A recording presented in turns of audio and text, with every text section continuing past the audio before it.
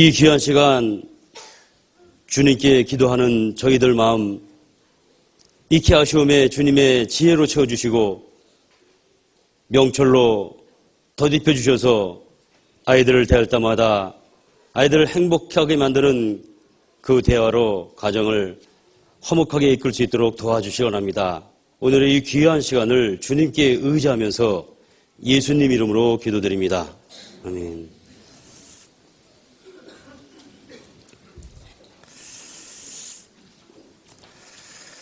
네. 어제 이어서 오늘은 대화법에 대해서 주로 말씀드리고 그 대화법을 적용하는 그 사례를 가지고 같이 이렇게 반복적으로 공부하면서 대화법을 익히도록 하겠습니다. 어제는 의도한 것이 아닌데 묘하게 오늘 꼭 올 수밖에 누구는 마케팅 전략이라고 어떻게 묘하게 이렇게 됐습니다. 저도 어제 대화법을 말씀드리고 오늘 많은 사례를 이렇게 쭉 말씀드리려고 했는데 아무래도 전날에 말씀드렸던 것을 나름대로 어느 정도 정리하고 그렇게 말씀드리는 게 옳을 것 같습니다. 제가 어제 가만히 생각하니까 왜 청소년기, 사춘기에 대해서 이렇게 오래 시간을 지연시켰나 생각했더니 제가 이제 학교에서 근 20년을 이제 같이 아이들 교육하고 주로 이제 생활 지도를 많이 했는데 저도 처음에는 몰랐습니다. 저도 당장 눈앞에 보이는 그 아이들의 결과만을 가지고 꼬집고 질타하고 그리고 그것이 마치 그 아이의 완성된 인격인 양 다뤘습니다.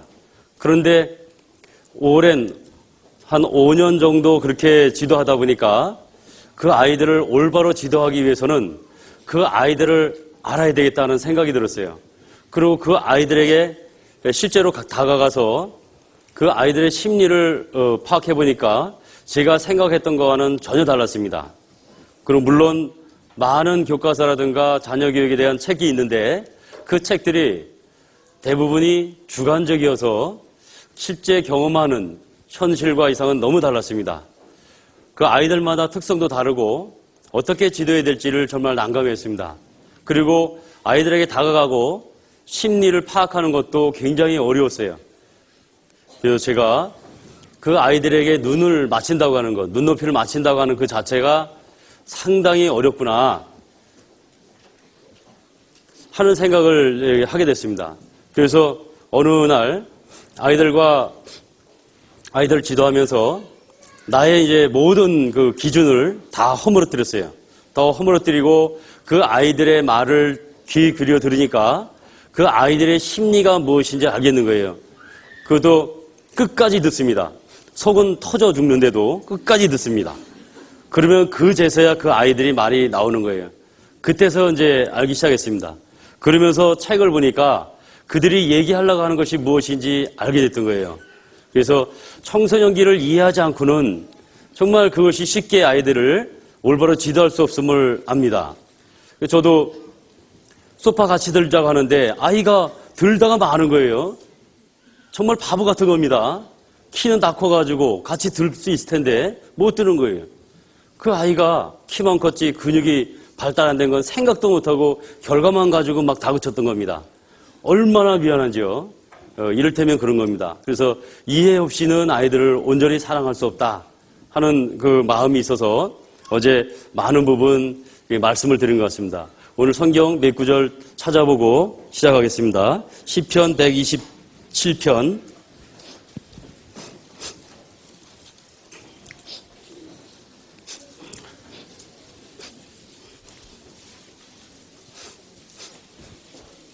시편 127편 3절로 5절 자녀 교육 때마다 찾는 구절이죠. 3절로 5절입니다. 같이 읽으시겠습니다. 자식은 여호와의 주신 기업이요 태의 열매는 그의 상급이로다. 젊은 자의 자식은 장사의 수중의 화살 같으니 이것이 그 전통에 가득한 자는 복되도다. 저희가 성문에서 그 원수와 말할 때에 수치를 당치 아니하리로다.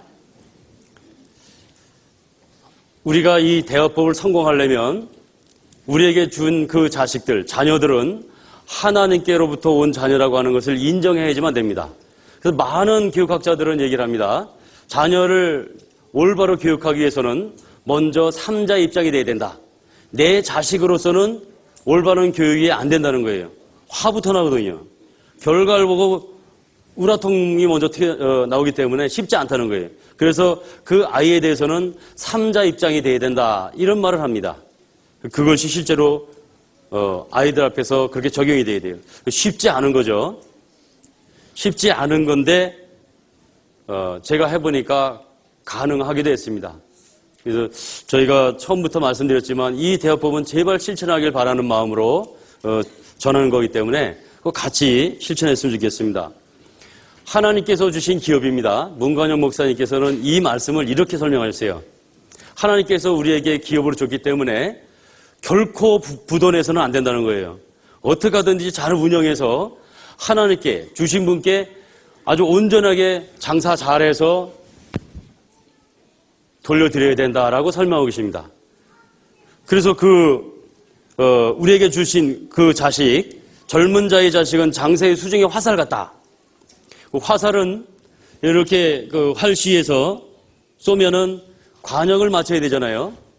그 화살은 제대로 날아가서 관역을 딱 맞춰야 되는데 저희가 제대로 안 하면, 성심껏 하지 않으면 그 화살은 관역을 벗어나게 됩니다.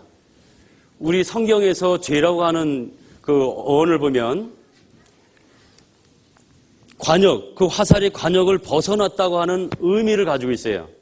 내게 주신 자녀를 부도내지 않고 정말 그 기업을 성공적으로 운영해야 되는데 잘못 교육을 해서 오히려 장사 중의 화살, 우리에게 자긍심을 줘야 될 그 아이가 부끄러움을 주는, 그리고 실패하는, 죄로 치닫게 하는 그런 경우가 있지 않을까? 하나님이 주신 그 자녀를 올바로 자녀를 양육하려면 어제 말씀드린 대로 자녀를 주시고 어떻게 교육하라고 하는 매뉴얼을 주셨다고 말씀드렸습니다. 그 성경대로 가르쳐야지만 하나님 뜻 가운데 그리스도인으로 양육하는데 바른 교육이 될 거라고 봅니다. 그것은 지나친 강조가 아니라고 생각합니다. 우리는 우리의 소견에 옳은 대로만 아이들을 지도했던 거예요. 내 기준이 있었고 그 아이들을 바라보는 그 상황에서 내가 자라온 어떤 그런 것은 무시한 채 나만의 기준으로 항상 아이들을 다그쳐왔던 거예요. 하나님은 그렇게 말씀하지 않습니다. 저는 단계별로 가르쳐야 된다라고 얘기했고 그 많은 단계 중에서 2단계만 말씀드리고 있습니다. 아동기와 청소년기. 그래서 사랑은 그 단계에 따라 다르다. 아동기 때는 당연히 사랑이 체벌이다. 초달을 참아 못하는 자는 아이를 미워하는 거라 했잖아요.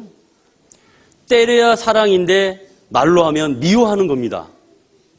그런데 청소년기에는 오히려 짜증을 내거나 화를 내거나 때리면 그것이 사랑이 아닌 거예요.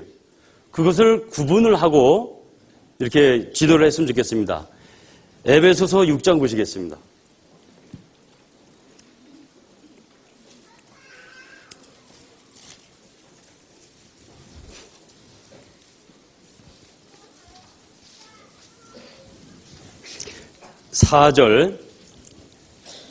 에베소서 6장 4절 또 같이 읽겠습니다. 또 아비들아 너희 자녀를 노엽게 하지 말고 오직 주의 교형과 훈계로 양육하라.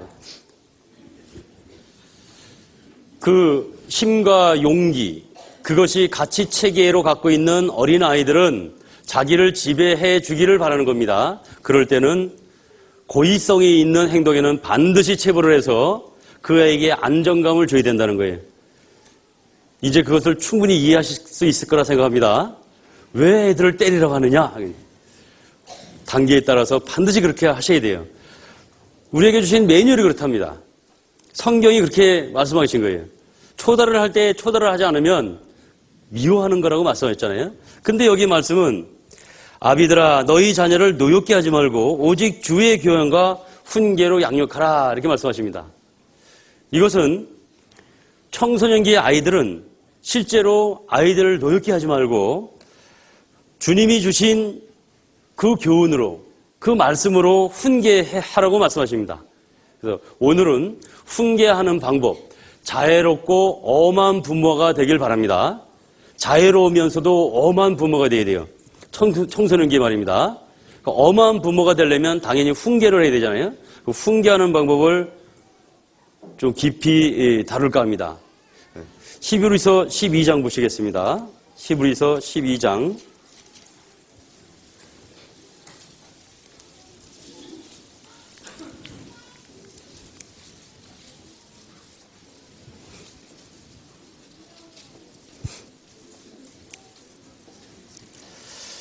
10절 또 같이 읽겠습니다.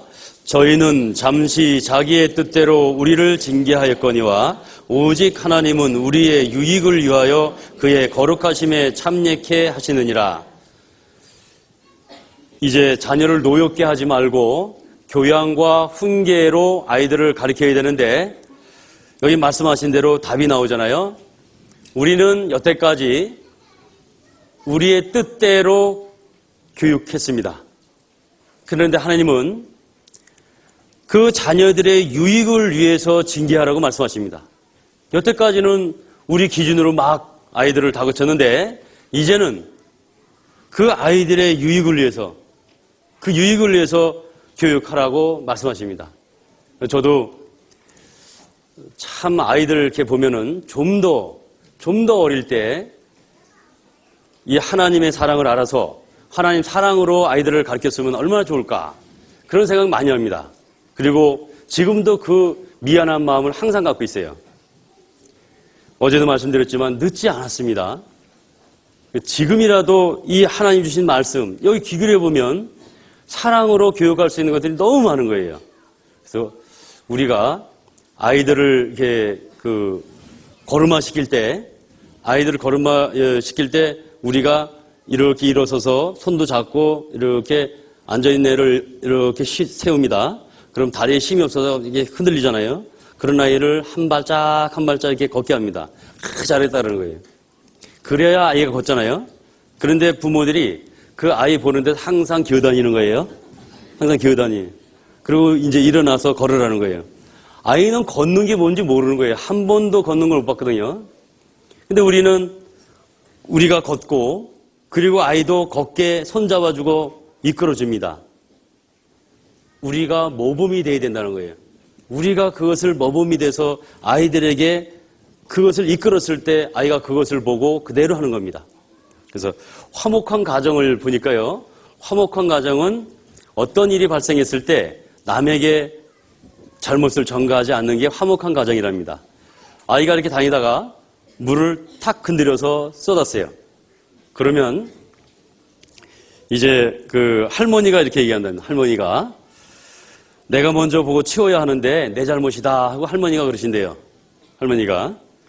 그럼 아들이 옆에 있다가 제가 물을 먹고 바로 치운다는 게 그만 놔두는 바람에 아이가 건드렸다는 거예요. 제 잘못입니다 하는 거예요. 며느리는 제가 좀 잘 살펴야 하는데 제 잘못입니다 하고 자기를 탓한다는 거예요. 손자는 또 말하는 손자였나 봐요. 제가 조심해서 걸어야 하는데 제가 잘못했어요 그런다는 거예요.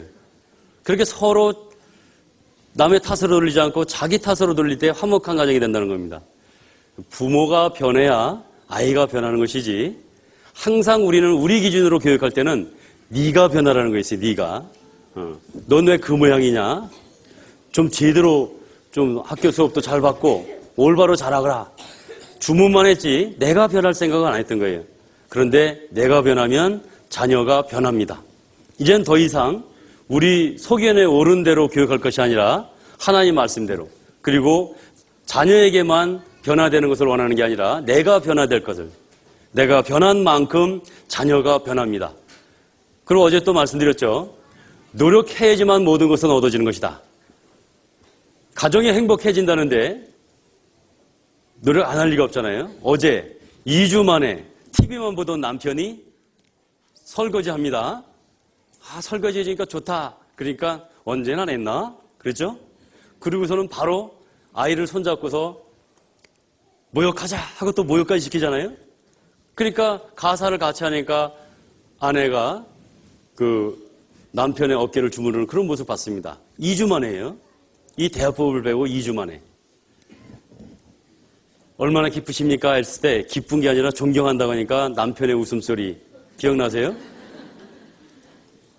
그걸 생각하는 겁니다. 그걸 생각해서 우리가 본인이 돼야 된다는 거예요.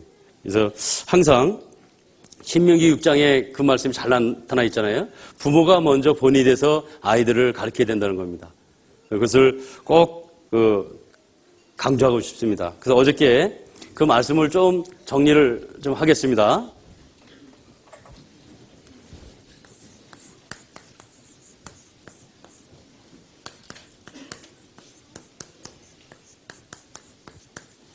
아동기는 당연히 어제 힘과 용기라고 하는 이 가치체제가 지배하는 나이라고 그랬습니다. 청소년기에는 이 보살핌을 원하는 거예요.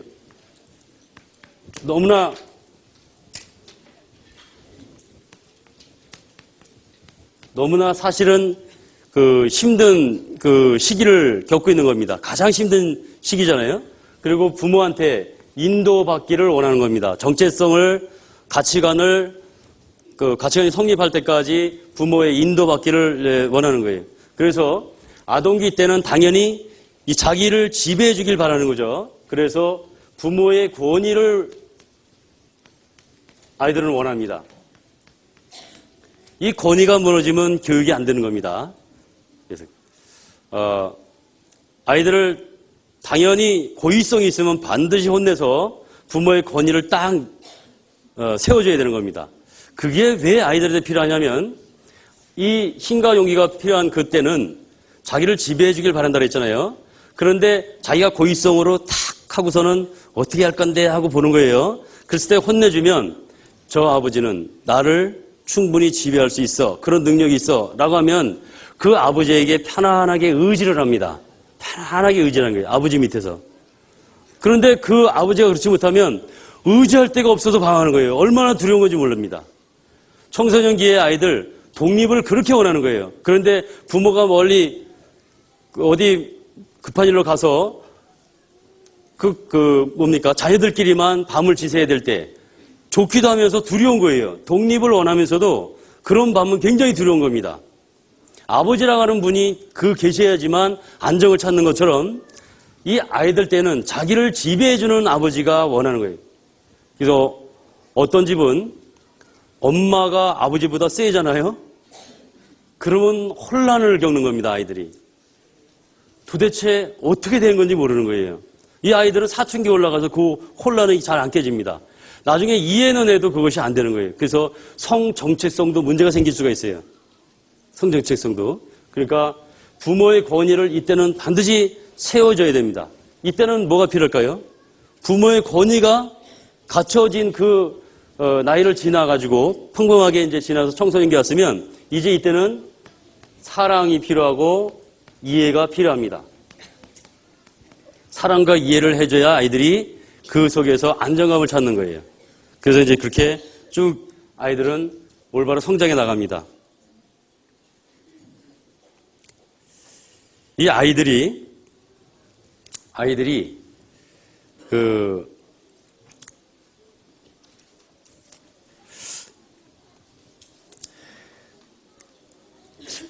과잉보라고 하는 그 말을 할 때마다 참 어려움이 많은데, 과잉보는 주변 사람들이 알지 본인은 잘 모르죠. 참 이상하죠. 근데 그거를 좀 알 수 있는 것들이 많은데, 어제 말씀드린 것처럼 아주 어릴 때에는 자기를 지배하지 못하면 어릴 때는 모르다가 부모를 꼼짝 못하게 한다 그랬죠?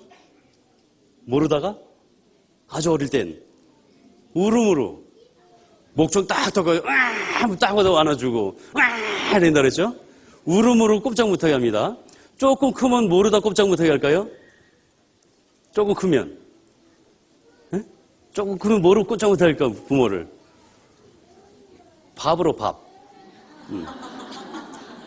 밥으로 꼼짝 못하게 하죠. 먹으라니까 일로 와 먹어. 그러죠. 열어봤습니다. 그럴 때 어떻게 해야 된다고요? 그런 건 고의성이에요. 반항적 도전 의지라는 거예요. 네. 그 다음엔 또 뭐로 부모를 꼼짝 못하게 할까요? 더 크면 친구로 꼼짝 못하게 합니다. 친구 집에 가서 잘 안 오는 거죠. 친구랑 노는 걸 좋아하고 시간 잘 안 지키고 집에 와도 나 안정감 못 찾는데 친구한테서 그런 것을 누려야 되겠죠. 더 크면은 돈 가지고 꼼짝 못하게 합니다. 무조건 돈 달라는 거예요. 돈 없다 그래도 돈 달라는 겁니다. 가정사회 뻔한데도 그래요. 나중에는 PC게임이라든가 이런 큰 다음에는 자기를 도와줄 아이들이 없는 거예요. 이제 그게 무슨 말씀이냐면 나를 지배하는 사람이 없기 때문에 이제 올라가면은 그 아이들하고 비슷한 아이들하고 이제 이렇게 친해집니다. 그런데 그 아이들도 하나하나 정신 차려가는 거예요. 이제 공부도 해야 되고 이렇게 나갑니다. 그러면 그 또래 그룹을 자꾸 바꾸는 거예요. 더 공부에 상관없는 없는 애들 이렇게 가는 겁니다. 그러다 보면은 그 아이들도 나를 지배할 수 있는 그런 게 아니기 때문에 결국은 혼자가 되는 거예요. 여러분들 히키코모리족이라는 걸 들어봤나요? 니트족 들어봤나요? 그 이제 쉽게 들을 수 있으실 겁니다. 은둔형이라는 거예요. 언제 한번 추정 60분에 나왔었는데 게임만 하는 겁니다. 아무 의미가 없어요. 문 꼭 잠그고 밥도 잘 안 먹고 게임만 하는 겁니다. 인터넷만 뒤지고.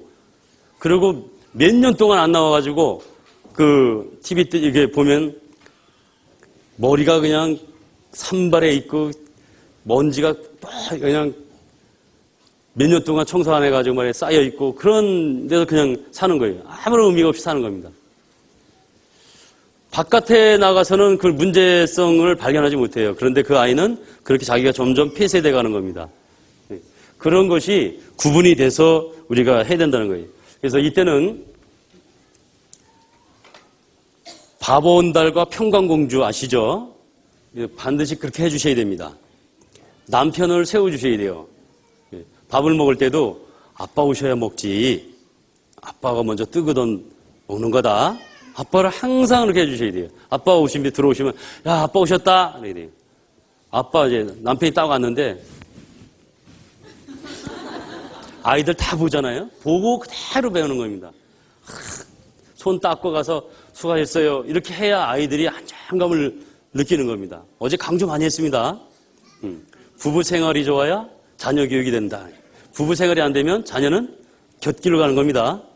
그것이 너무 중요한 겁니다. 그래서 반드시 엄마가 그것을 본을 보여줘야 돼요. 바보온달을 평강공주가 어떻게 만들었냐는 거예요. 그렇게 만들어주셔야 되는 겁니다. 그래서 남편의 권위를 세워줘야 아이들이 안정감을 찾게 되는 겁니다. 혼란을 겪지 않는 거예요. 그것을 꼭 해주셔야 됩니다. 그 다음에 사랑과 이해, 이것은 분반 시간에 선생님들도 마찬가지지만 어머니들, 부모님들 다 마찬가지입니다. 아이들이 기가 막히게 하는 거예요. 딱 보면은 내가 뭔가 잘못했습니다. 잘못하면 아이들은 무조건 눈치부터 보는 거예요. 눈치부터. 눈치를 살필 때 뭘 확인하냐면 나에 대한 실망도가 어느 정도냐는 거예요. 나에 대한 실망도가. 나도 잘못한 걸 아는데 그래서 눈치를 보는데 나에 대한 실망도가 어떠냐는 거예요. 그랬을 때 눈에 탁 벌써 실망하고 짜증 응? 참 한심하다는 뜻이 흑 하면 아이들은 답답해지는 겁니다. 또 그죠? 그런데 그럼에도 불구하고 다치지 않았니? 그러면 달라지잖아요. 아이가 잘못한 거 알기 때문에 더 그것이 미안해서 잘하려고 하는 겁니다. 이 사랑과 이해받고 있다고 하는 것, 이때는 사랑하는 게 아니라 우리가 사랑하는 게 아니라 아이가 사랑받고 있다고 느끼게 해주는 것이 가장 중요하다는 겁니다. 그래서 어떤 강사는 그렇게 얘기를 해요. 아이들 제발 사랑 좀 하지 말라고. 사랑을 모르면서 막 사랑한다는 거예요. 어제 말씀드렸잖아요. 반드시 체벌이 그 나이 땐 사랑인데 때리지 않는 걸 사랑이라고 생각하는 거예요. 성경은 미워하는 거라고 하는데 그렇잖아요. 미워하는 거라는데 그게 사랑이라고 고집하는 거예요. 이제는 자기 뜻대로 교육하면 안 된다는 겁니다. 이 아동기 때는 반드시 그 안정감을 주고 이쪽으로 와야지만 된다는 거예요. 여기서는 사랑을 해주는 겁니다. 이해를 해주고 그런 실수는 얼마든지 너희 나이 때 하는 거야. 실수를 겁내면 안 돼. 너는 과정 중에 있어. 가치관을 성립하는 그 과정에 있는 거야. 실수를 두려워하면은 어떻게 네가 고민을 하면서 성장하는 건데 어떻게 네가 얻을 수 있겠니? 고민하거라. 받아주는 겁니다. 그래서 제가 10년 후, 20년을 내다보고 아이들 교육한다 그랬죠? 10년을 내다보면 지금 당장 막 덤벼도 웃음이 나는 겁니다, 웃음이. 그럼 아이들이 그걸 보면서 저 선생님을 의지하려고 그래요. 그 선생님한테 얘기하려고 그럽니다. 그래서 이해 많이 해주는 선생님이 최고입니다.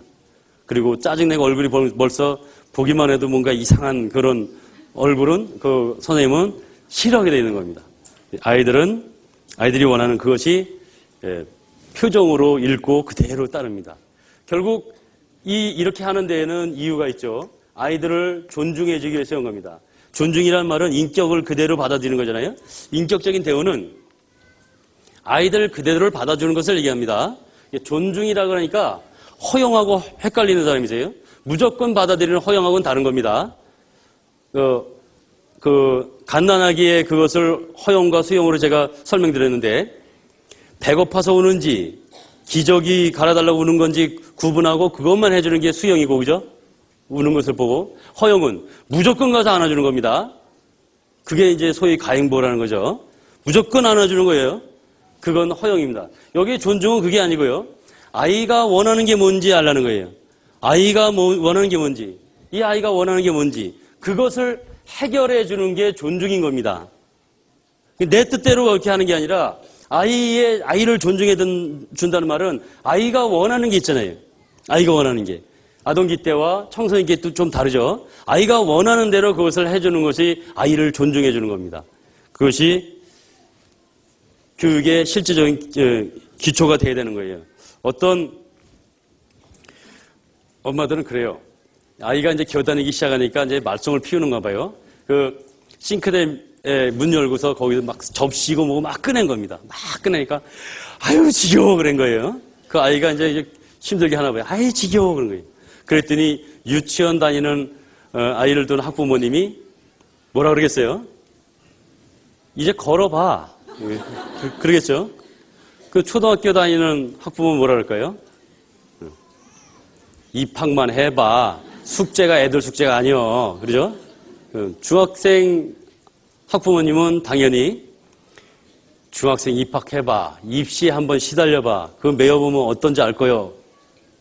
그렇게 얘기합니다. 고등학교 학부모는 뭐라 할까요? 아직 안 늦었어. 자기 때가 가장 어렵다고 생각하는 거예요. 자기 때가. 근데 실제로는 그렇지 않다는 거죠. 결국 전부 다 어렵다 그러잖아요. 그 시기가 지나면 그 단계가 있기 때문에 시기가 지나면 옛말을 할 겁니다.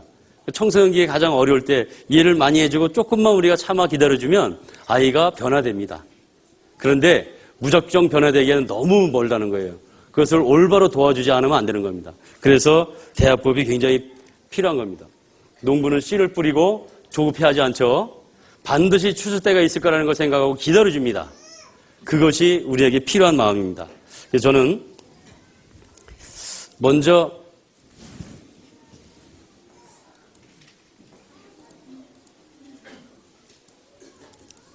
이 사랑이라고 하는 것을 설명하고 싶은데 성경에서의 사랑은 우리가 생각하는 거는 좀 다를 수가 있어요.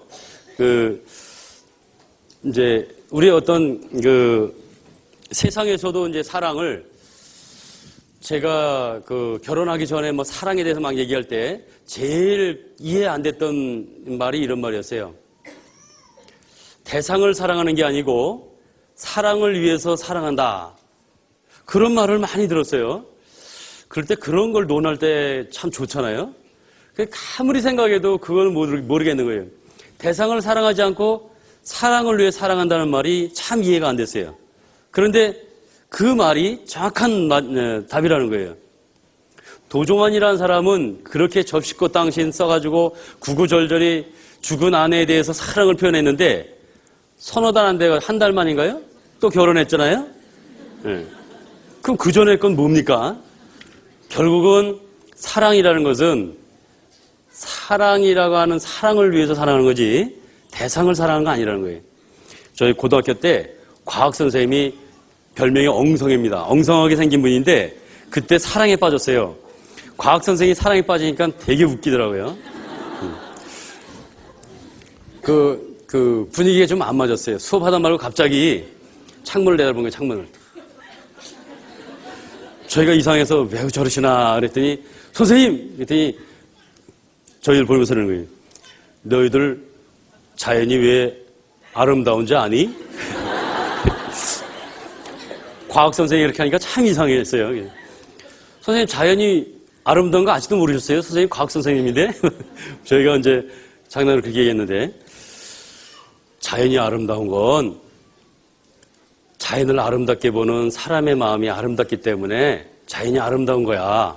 그렇게 말씀하셔요. 그거 맞다. 사람의 마음에 자연을 아름답게 보는 마음이 없으면 어떻게 아름답다고 느낄 수 있느냐? 그게 정확한 거였어요. 그러니까 그런 것처럼 첫눈에 반했다라고 하는 건 그 사람이 나한테 어떠한 사랑받을 만한 행동을 안 했는데 나는 한눈에 반한 거거든. 사랑이 내 안에 있으면 사랑하는 겁니다. 사랑이라는 건 주체적인 거예요. 내 안에 사랑이 많으면 사랑을 하는 겁니다. 그래서 내 아내를 그렇게 사랑하는 사람은 아내가 죽으면 또 사랑을 해야 돼요. 내 안에 사랑이 있기 때문에. 그런 겁니다.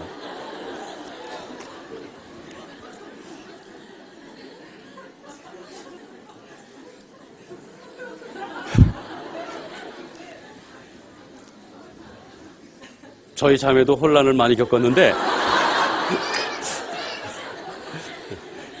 이젠 정리된 듯합니다.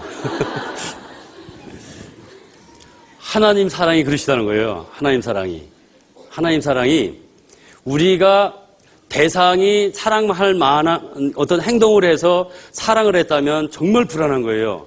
근데 하나님 사랑은 정말 그 사랑 때문에 사랑한 거거든요. 그래서 우리가 안전한 겁니다. 우리가 아직 연약할 때, 우리가 아직 죄인 되었을 때, 우리가 원수 되었을 때 그리스도께서 우리를 위하여 죽으심으로 하나님께서 우리에 대한 자기의 사랑을 확증하셨느니라 했잖아요. 형제를 위해서, 자매를 위해서 목숨 바쳐 죽을 각오가 돼 있나요? 정말 죽어줄 수 있나요? 그런 사랑을 보여줄 수 있나요? 내 사랑하는 남편이 나를 위해서 죽어준다면 얼마나 사랑하는 걸까? 도대체 내 남편은 나를 얼마나 사랑하는 걸까? 사랑을 최고로 표현한 것이 죽음일 겁니다. 내가 죽어야 되는데 그 장기를 나한테 떼어주고 자신은 죽었다라고 한다면 그 사랑은 대단한 사랑일 거예요. 하나님이 우리에게 그렇게 사랑하셨다는 거예요. 내가 너를 위해서 죽었다고 하는 것은 그만큼 너를 사랑한다고 하는 확실한 증거다. 그 확실한 사랑을 받은 우리잖아요. 우리가 잘해가지고 받은 사랑이 아니기 때문에 우리는 그 사랑에 안심하고 하나님을 향해서 이렇게 담대하게 정말로 신앙생활을 할 수 있는 거잖아요.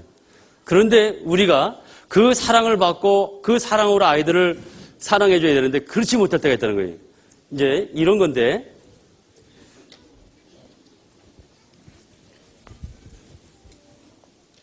아이들이 구원을 받았습니다.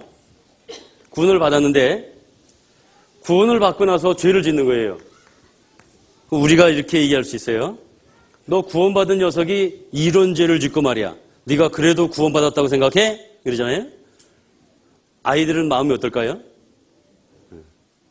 정말 내가 구원받고 정말 이런 죄를 질 수 있나?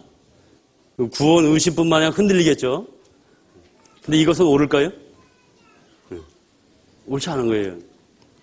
유치원 아이들 딱 있으면 아이들한테 놓고 이렇게 하면 예수님이 싫어하셔요. 여러분 이렇게 행동하면은 예수님이 이뻐할까요? 미워할까요? 미워해요. 그러죠 애들이. 그렇게 가르치면 안 된다는 거예요. 하나님은 그런 분이 아니시라는 거예요. 걔가 미운 짓을 해도 하나님은 사랑하십니다. 하나님은 그렇게 사랑하시는 거예요. 똑같은 죄를 구원받기 전에 졌다면은 이 아이는 이 죄로부터 고민 안 합니다. 이 죄를 예수님이 용서해 줬다는 그것 때문에 너무 감사해하는 거예요. 똑같은 데인데 여기는 감사하는데 여기는 왜 죄책감이 시달리냐는 거예요. 하나님, 내가 살아보니까 이런 죄를 짓는 나라고 하는 것을 발견했습니다.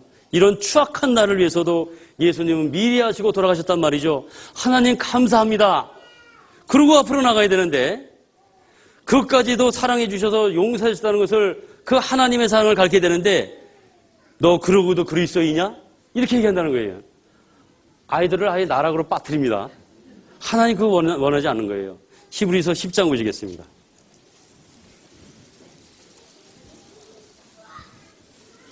(38절) 오직 나의 의인은 믿음으로 말미암아 살리라. 또한 뒤로 물러가면 내 마음이 저를 기뻐하지 아니하리라 하셨느니라. 39절 같이 읽겠습니다. 우리는 뒤로 물러가 침륜에 빠질 자가 아니요 오직 영혼을 구원함에 이르는 믿음을 가진 자니라. 뒤로 물러가 침륜에 빠질 자가 아니라는 거예요. 오직 영혼을 구원함에 이르는 믿음을 가진 자다 하는 거예요. 우리가 왜 이 죄를 발견하고 이 아이를 왜 다그치냐면 경각심을 줘서 다시는 죄를 안 짓게 하기 위해서 그런 의도로 얘기하는 것은 이해가 갑니다. 그런데 아이들에게는 그렇게 경각심을 주는 것보다 그거는 사실에 입각한 게 아니잖아요. 그건 하나님의 사랑을 정확하게 전하는 게 아니잖아요. 오히려 아이들을 불안하게 만드는 거예요. 경각심을 주는 것보다는 하나님의 사랑을 올바로 이해하게 도와주는 것이 더 좋습니다. 그래야 더 효과가 있다는 거예요.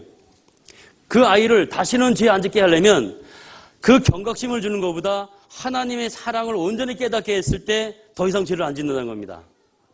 그게 더 효과적이라는 거예요. 사랑과 이해가 필요한 시대거든요. 그래야 되는 겁니다. 실제 하나님은 이래도 사랑하는 겁니다. 저는 이걸 몰랐던 거예요. 구원을 좀 일찍 받았으면 그러지 않았을 텐데 아이가 잘못을 해도 내 아이잖아요. 사랑하는 아이입니다. 그러면 그 아이는 소중한 아이인 거예요. 그래도 사랑해야 됩니다. 그 아이가 지금 다른 죄를 많이 짓고 있더라도 그 아이는 사랑하는 내 아이입니다. 왜냐하면 하나님의 형상을 담고 있는 그 아이는 언젠가는 그 하나님의 형상이 드러날 아이이기 때문에 내가 그걸 막을 수가 없는 겁니다. 하나님 주신 자녀거든요. 그런 귀하고 소중한 아이, 그것을 내가 함부로 그 결과만 가지고 잘못된 양 막 다우쳤던 거예요. 그러나 실제로 그 아이는 사랑받을 아이인 거예요. 그것이 아이들한테 전해져야 됩니다, 먼저. 그러면 아이가 지금 부모로부터 사랑받고 있구나 하는 것이 느껴진다면은 훈계가 100% 먹혀 들어가는 거예요. 그게 안 되면 항상 그거부터 확인하고 싶은 겁니다. 내 부모가 정말 나를 사랑하는 거 맞나? 그거부터 확인하고 싶은 거예요. 그러다 보면 훈계가 안 먹히는 겁니다. 간혹 물어봅니다. 아들아, 너 아버지가 사랑하는 거 느끼냐? 이제부터요, 집에 가셔서 아이들을 보고 한번 괜히 쓱 웃어주는 겁니다. 싹 웃어요. 아이들 보면서 웃어주시는 거예요. 괜히 막 웃어줘요.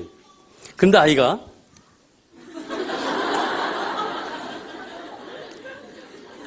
그러다가 아이가 이제 왜요? 그렇게 했다면 잘못 사랑해 오신 겁니다. 조건부 사랑만 하신 거예요. 조건부 사랑만. 네가 날 사랑할 만큼 해야지 내가 사랑한다. 이 조건부 사랑만 하신 거예요. 야, 이번에 너 한 10등 안에 들면 내가 뭐 사줄게. 너 뭐 하면 뭐 해줄게. 이런 사랑만 해준 겁니다. 하나님은 무조건적인 사랑이거든요. 무조건적인 사랑. 그 싹 웃을 때 아이가 같이 웃어주고 이래야 되는 겁니다. 그거부터 연습하셔야 돼요. 왜요? 그러면 안 됩니다. 그 무조건적인 사랑을 먼저 베풀어줘야 되는 거예요. 그 사랑이 그 아이를 변화시킬 수 있기 때문에 그 아이의 그 형태는 지금의 형태는 과정인데 마치 완전히 완성된 인격체가 형성된 그 성인인 양 다룰 게 아니라는 거예요. 그것을 과정이라 생각하고 우리가 잘 버팀목 해줘야 되잖아요. 그리고 이제 성인식 되면 완전히 놔주는 겁니다. 그것이 우리는 굉장히 필요한데 그 과정이라고 하는 걸 생각하면은 참아낼 수 있는데 그것이 완성됐다고 생각하면 참지 못하기 때문에 어떤 사람은 고무밴드 있잖아요. 고무밴드 동그란 거. 고무밴드를 손목에 낍니다. 끼고서는 아이한테 이렇게 하다가 아이가 벌써 또 우라통 치밀게 이제 어떤 행동이 나오잖아요. 그렇게 하다가 이 고무줄을 착 당겨서 딱 넣는 거예요. 딱 참는 겁니다. 그렇게 해서라도 참기 시작하는 거예요. 안 되면 그렇게도 하라는 거예요. 그래서 잠깐 멈추고 생각한 후에 말하는 겁니다. 어렵겠죠? 제가 이제 말씀드리려고 하는 대화법은 굉장히 쉬운 건데 어려운 게 뭐냐면 아이들의 행동에 대해서 참아주는 거. 그게 어렵습니다. 대화법이 어려우면 우리가 못하잖아요. 대화법은 굉장히 쉬워요. 우리가 참아내는 거는 아이들이 어떤 행동을 하더라도 우리가 사랑의 눈길은 변하지 않아야 되는 거예요. 꾸짖을 때는 어머니가 꾸짖어야 되는 겁니다. 그런데 그 아이의 잘못에 대해서 아버지가 혼내는 거지, 그 아이의 인격이라든가 모독적인 말로 그 아이의 모든 전부에 대해서 화를 내거나 욕하는 것이 아니라고 하는 것을 알려줘야 되는 겁니다. 그렇게 하는 훈계법이 있다는 거예요. 그러니까 그 아이는 언제든지 잘할 수 있다고 하는 것을 인정하고, 능력 부여의 사랑이라고 하는데, 사랑이라는 것은 결국은 어떤 사람을 그 사람답게 해주는 게 사랑이잖아요. 그죠? 이제 나와 결혼했으니까 나한테 맞춰. 이건 사랑이 아니잖아요. 그 사람의 능력을 최대한 발휘할 수 있게끔 해주는 게 사랑이잖아요. 그런 사랑을 아이들한테 해줘야 된다는 겁니다. 그래서 이제 보면은 가정생활이 돼야 된다고 하기 때문에 제가 자녀를 행복하게 만드는 대화법이 부부한테 먼저 적용이 돼야 된다고 했죠. 그래서 상대방을 행복하게 만드는 대화법이라는 거예요. 먼저 도와주는 자세를 취한다. 그 다음에 맞대응이 아니라 맞장구를 쳐줘야 됩니다. 그 다음에 훈계는 나전달법으로 하는 거예요. 이 세 가지입니다. 세 가지라는데 도와주는 자세를 취해야 됩니다. 아이들이 엄마 불러요. 엄마 그래. 그러면 항상 도와주는 자세를 취해야 되는 거예요. 그래도 엄마들은 대부분 안 그러죠. 설거지 하다가 얘기해봐. 엄마 얘기해. 귀 뚫렸어. 할 일 하면서 이제 얘기하라는 겁니다. 다 들어, 얘기해, 그냥. 그래서 할 일 다 하는 거예요. 애기는 하고 싶은 말이 안 드는 거예요. 그럴 때 하던 말 멈추고 아이한테 가서, 그래, 왜 엄마 불렀니? 하고 대화를 하는 그 자세를 딱 취해줍니다. 그럼 벌써 엄마가 나를 소중하게 여기는구나, 나를 존중하는구나, 그 생각이 들잖아요. 그럼 다 얘기하는 거예요. 얘기하면 이제 얘기하는 걸 듣고 맞장구를 쳐주는 겁니다. 맞장구예요. 이 맞장구는 이런 거예요. 말을 한 것을 그대로 되받아치는 겁니다. 말을 한 것을 그대로. 그러니까 이제 나전달법이나 이런 거는 무척 어려워요. 나전달법을 할 때는 그 아이의 행동에 대해서 지적하지 말고 내 마음을 얘기하라는 거예요. 그런데 그 법칙이 있어요. 비난, 평가, 판단, 이런 거, 이런 의미가 하나도 들어가지 말고 얘기를 해야 되는데, 그래서 아이랑 막상 대화할 때 가만히 있어. 비난하는 게 없어되고 판단하고 어떻게 해서 이게 나오지가 않는 겁니다. 나전달법 되게 어려운데 이 맞장구는 아기가 말한 것을 그대로 되받아치면 되는 거예요. 그래서 쉬운 겁니다. 이제 성경은 맞대응하라고 안 그러고 맞장구 쳐주라고 말씀하십니다. 그거부터 볼게요. 잠언 24장.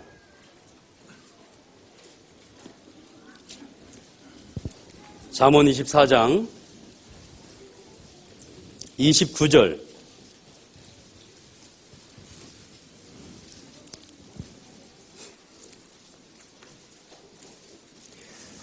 또 같이 읽겠습니다. 너는 그가 내게 행함같이 나도 그에게 행하여 그 행한 대로 갚겠다 말하지 말지니라. 그대로 되받아치는 건 맞대응인데 맞장구 쳐주라는 거예요. 로마서 12장입니다. 로마서 12장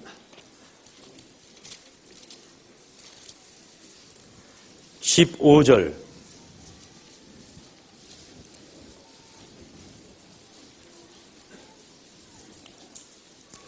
로마서 12장 15절. 같이 읽겠습니다. 즐거워하는 자들로 함께 즐거워하고 우는 자들로 함께 울라. 맞장구만 쳐주면 되는 겁니다. 그 아이의 감정을 먼저 같이 해주고 읽어주면 그 아이가 팍 감정이 수그러들어져요. 그 아이의 감정만 잘 이해해줘도 제가 그 지도할 때 경험한 바에 의하면 한 7, 80%는 벌써 그 아이가 마음이 벌써 푹 누워들어서 더 이상 뒤지려고 하는 마음이 안 생겨져요. 감정만 잘 읽어줘도. 이제 한 아이가 이제 저한테 끌려왔어요. 학생부장 할 때인데, 너 일로 와, 이놈아. 선생님 왜 불렀는지 알지? 네, 선생님, 죄송합니다.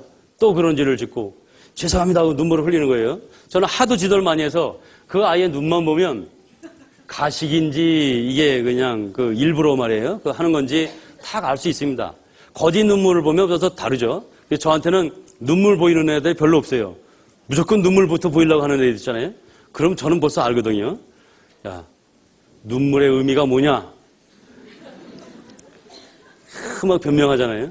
선생님을 속이려고 이제 그러면 아이들이 알아서 아니에요, 사실은요 하고 사실대로 막 얘기하고 그래요. 어제 말씀드렸죠. 내가 좀 지도할까? 선생님 진짜 이제부터 잘 살게요.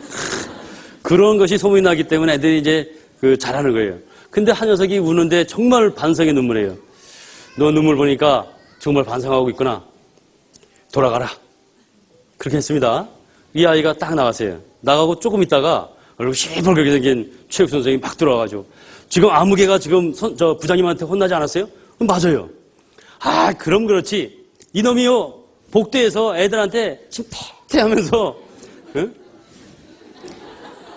재수없이 그 학생 부장한테 걸려가지고 맞았다고 이제 하면서 그랬다는 거예요. 그 얘기를 딱 들으니까 또 거꾸로 올라오잖아요. 당장 불러서 이제 혼내야 될 텐데, 내가 본 그 눈물의 의미는 그게 아니었거든요. 일주일을 기다려줬습니다. 그랬더니 그 아이가 좀 달라지려고 하는 게 있어요. 그래서 제가 일주일 정도 후에 불렀습니다. 아무개 와라. 너 왜 불렀는지 아니? 저 친구 잘못한 거 없는데요? 잘못한 거 없어. 너 일주일 후에 선생님한테 진정 그 반성의 눈물을 흘렸지? 예, 정말 그러고 나 아무 일 안 했는데요. 다 알아.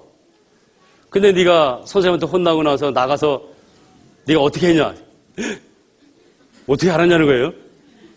저한테 또 거짓말 할 수 없으니까. 선생님 잘못했습니다. 아무개야, 너는 소위 학교에서 짱 아니냐? 네가 학생부장한테 선생님한테 혼나고 나가서 친구들이 있는 데서도 눈물 흘리면서 반성하면 정말 좋겠는데 그건 내 욕심이지. 너는 딱 나가면 내가 소위 그 학교의 짱인데 친구들도 있고 후배들도 있고 그런데 거기서 선생님한테 내가 잘못해가지고 말이야 똑같은 죄를 져가지고 난 나쁜 놈이야 이럴 수 없잖아요. 예.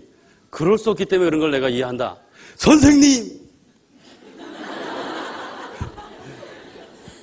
내 새끼 되는 겁니다. 그렇게 아이들은 읽어만 줘도 완전히 달라지는 거예요. 뭘 지도를 안 해도 맞장구만 쳐주고 그 아이 감정만 읽어줬는데 지도가 되는 겁니다. 그래서 이것을 실제로 해보면 효과가 너무 좋아서 자꾸 하게 되는 거예요. 그것을 실제로 우리가 하면서 해봤으면 좋겠습니다. 그런데 맞장구 자체가 쉽지가 않아요. 맞장구 자체가. 아이가 딱 와가지고 아빠 나 떠들지도 않았는데 나오라 그래서 맞았어. 그럼 여러분들은 어떻게 말씀하십니까? 응? 맞장구 쳐줘요 여기서? 뭐야? 아무 짓도 안 했는데 네가 맞아 임마? 선생님 눈이 삐었냐 임마? 너 수업을 도대체 어떻게 받는 거야? 하나를 보면 열을 알아 이놈아. 너 뭐가 되려고 그래 이놈아? 맞장구 쳐주기는 열이 나는데 어떻게 그걸 참아줍니까? 맞장구는 그랬어? 그래야 되는데 쉽지 않잖아요. 근데 맞장구를 쳐줘야 되는 거예요. 그 아이의 교육을 위해서는 그렇게 해야 되는 겁니다. 어떻게 해야 될까요? 어떻게 해야 될까요? 예? 맞장구 쳐주려면 어떻게 해야 될까요? 예? 아빠 학교에서 나 떠들지도 않았는데 나오라 그래서 맞았어. 그럼 우리는 어떻게 대화를 해줘야 될까요? 아직 배우지 않아서 모르시나요? 말한 그대로 얘기해주면 됩니다. 말한 대로. 떠들지도 않았는데 말하지도 않았는데 나오라 그래서 맞았어. 네가 떠들지도 않았는데 나가서 맞기까지 했으니 얼마나 억울하겠니? 이렇게 해주면 됩니다. 말도 안 했는데 나가서 맞았다니 억울하겠구나. 말 그대로를 얘기해주면 되는 겁니다. 말 한 걸 그대로 해주면 되는 겁니다. 그럼 아이는 거기서 아버지가 나를 이해해준다는 생각이 들어요. 그러면 자기가 이제 얘기를 합니다. 그러면 그래서 그랬구나. 계속 얘기하게 하는 겁니다. 계속 그랬구나. 억울했겠구나. 이렇게 해주면 자기가 답 냅니다. 자기가 답 내. 근데 생각해보니까 옆에 애가 이렇게 놀았는데, 장난 놀았는데, 그걸 선생님이 나를 오해한 것 같아. 이렇게 답을 냅니다. 그런데 그 답을 충분히 낼 수 있는 아이인데, 우리가 그 말 한마디에 그냥 맞장구 쳐주고 그냥 과거를 지적하고 미래를 지적하고 그러면 아이는 더 이상 얘기하고 싶지 않은 겁니다. 말 그대로 답답해지는 겁니다. 그래서 항상 그 범사에 감사라는 것처럼 아이가 어떤 얘기를 하면은 거기서 칭찬해 줄 것이 뭔가, 격려할 것이 뭔가, 아니면 감사할 것이 뭔가, 이런 걸 생각해야 된다는 거예요. 그래서 항상 아이한테도 뭔가 기름이 있다고 하는 것을 보여주고 얘기를 해야 된다는 거예요. 부부간에도 이런 거 있죠. 찌가가 왜 이렇게 짜? 남편이 그랬다고 해봅시다. 찌가가 왜 이렇게 짜? 그러면 짜요? 어디 봐요? 이게 짜대. 입이 어떻게 된 거 아니에요? 맞장구 쳐주려면 어떻게 돼요? 찌개가 짠데? 그럼 뭐라 그래야 되죠? 네? 짜요? 네. 또는요? 찌개가 짜다고요? 그리고 이게 국물 마셔봐야 되는 거예요. 근데 짜지 않은 거예요. 그래도 어떻게 해야 돼요? 맞장구 쳐주려면? 국물 좀 더 할까요? 그렇게 해야 2주 만에 그 남편이 바뀌는 거예요. 그렇게 해야. 우라통 터지겠죠?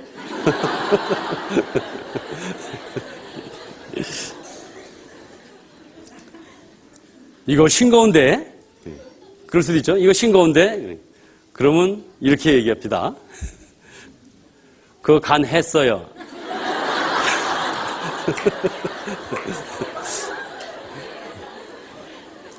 드세요. 그거 싱겁지 않아요. 딱.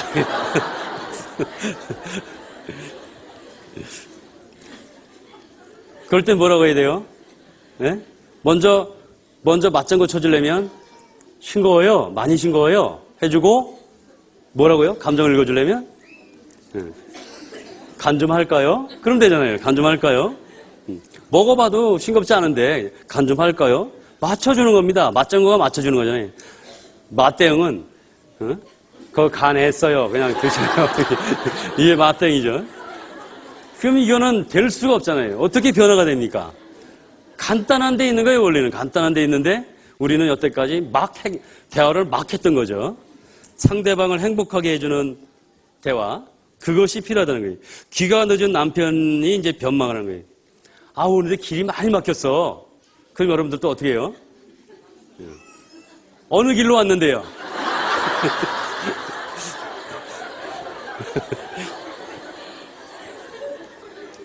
어디로 왔어요? 그럼 어디로 짜갔다니냐?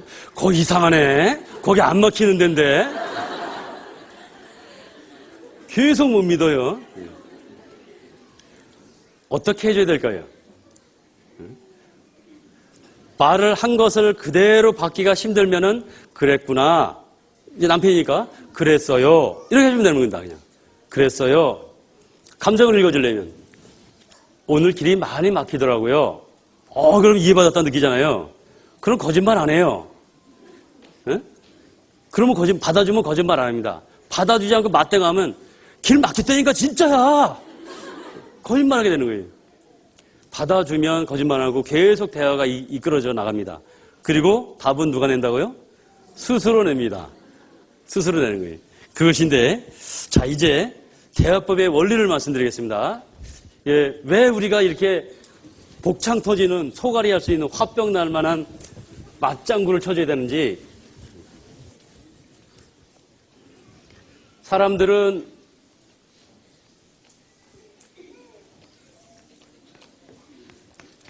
말을 합니다. 말을 왜 할까요? 말은 왜 할까요? 싸우자고 말할까요? 말은 이제 나의 마음, 나의 모든 것을 전달하고자 하는 거잖아요. 그럼 전달할 때는 상대방에게 얘기할 때는 상대방이 들어주고 받아주길 원하잖아요.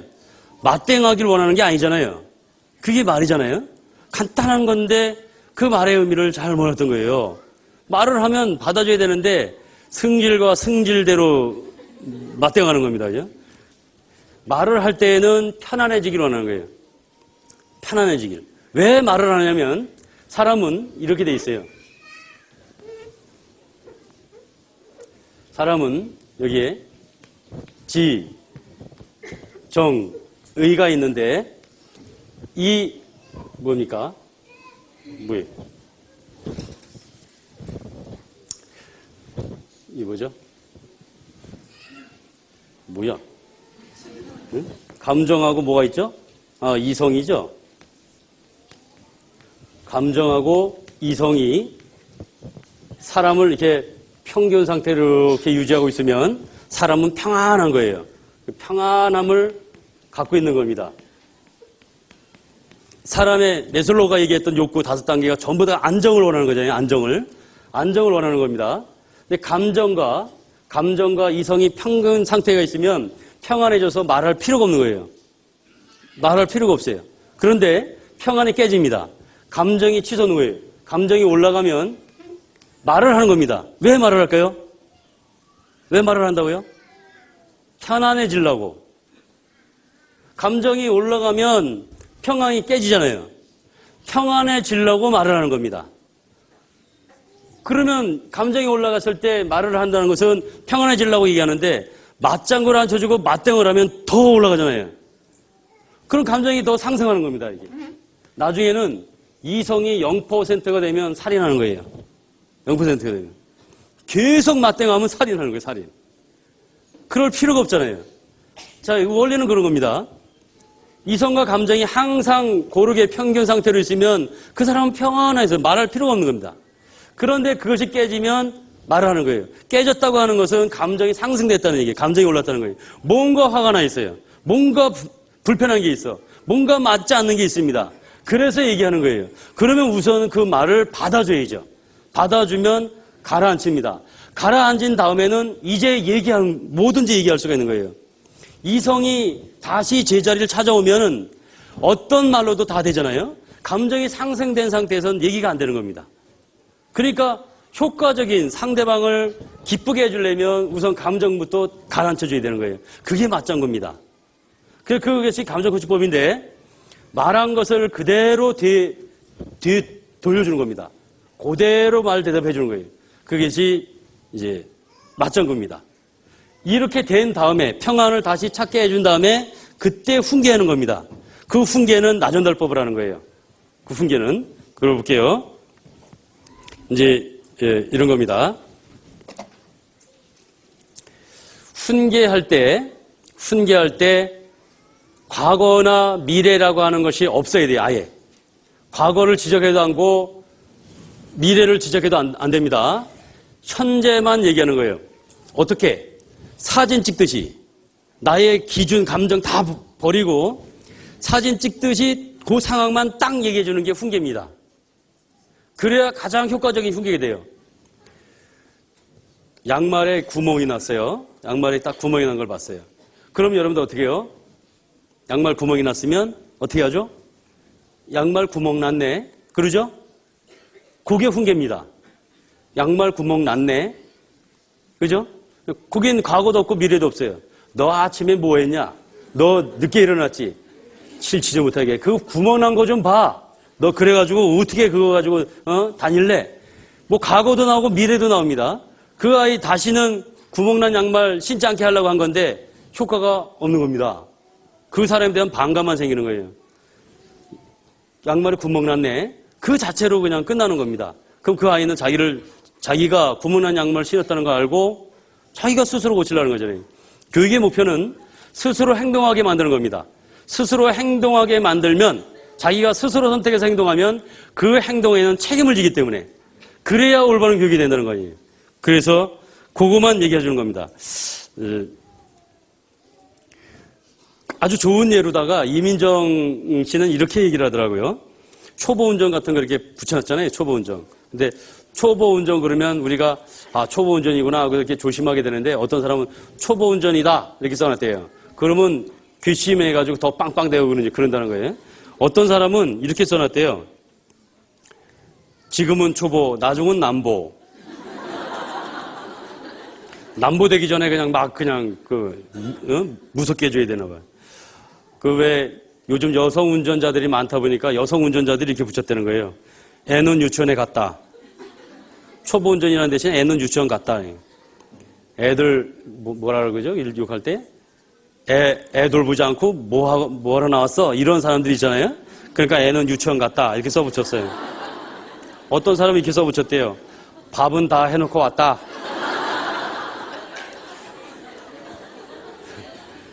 이런 거는 잘 안 도와지죠. 그런데 아주 이게 지혜로운 게 있어요. 불을 껌뻑껌뻑하면 깜짝깜짝 놀라요. 이렇게 써붙였대요. 그러면 빵빵 껌뻑껌뻑도 못할 거 아니에요. 그런 게 지혜로운 거잖아요. 자기의 마음을 얘기한 거죠. 나전달법이죠. 미래도 없고 과거도 없죠. 이런 게 훈계입니다. 그러면 뒤에 사람이 그걸 읽는 사람이 내가 잘못하면 저 사람이 좀 위험하겠구나. 이게 되잖아요. 구체적으로 꾸짖지 않아도 현재만 얘기했는데 훈계가 되는 겁니다. 가장 효과적인 훈계라는 거예요. 아이가 아침 늦게 10시에 일어납니다. 10시에 일어나. 어떻게 해야 된다고요? 훈계할 때는 10시에 일어납니다. 너무 늦게 일어났어요? 어떻게 해야 된다고요? 사진 찍듯이만 딱 얘기하면 되잖아요. 어떻게 해요? 네? 10시다? 10시다는 맞습니다. 10시다. 10시네. 그것만 얘기해주면 되는 거예요. 거기서 더 얘기 나가면은 또 이제 맞부딪히잖아요. 10시다 그러면 되는 거예요. 맞대응은 너 지금 뭐 하냐? 지금 몇 시인 줄 아냐? 이게 시작되는 거죠. 그냥 10시네. 이러면 되는 겁니다. 방을 치우지 않는 애가 있어요. 이게 맨날 며칠 돼도 방을 안 치웁니다. 그러면 주로 그냥 속이 터져가지고 맞장구가 아니라 맞땡해주죠. 너 이래가지고 어떻게 할래? 너 시집 어떻게 갈래? 너 이렇게 해서 미래가 막 나옵니다. 너 지금 이렇게 돼지가 돼지우리까 아니 며칠째인 줄 아니?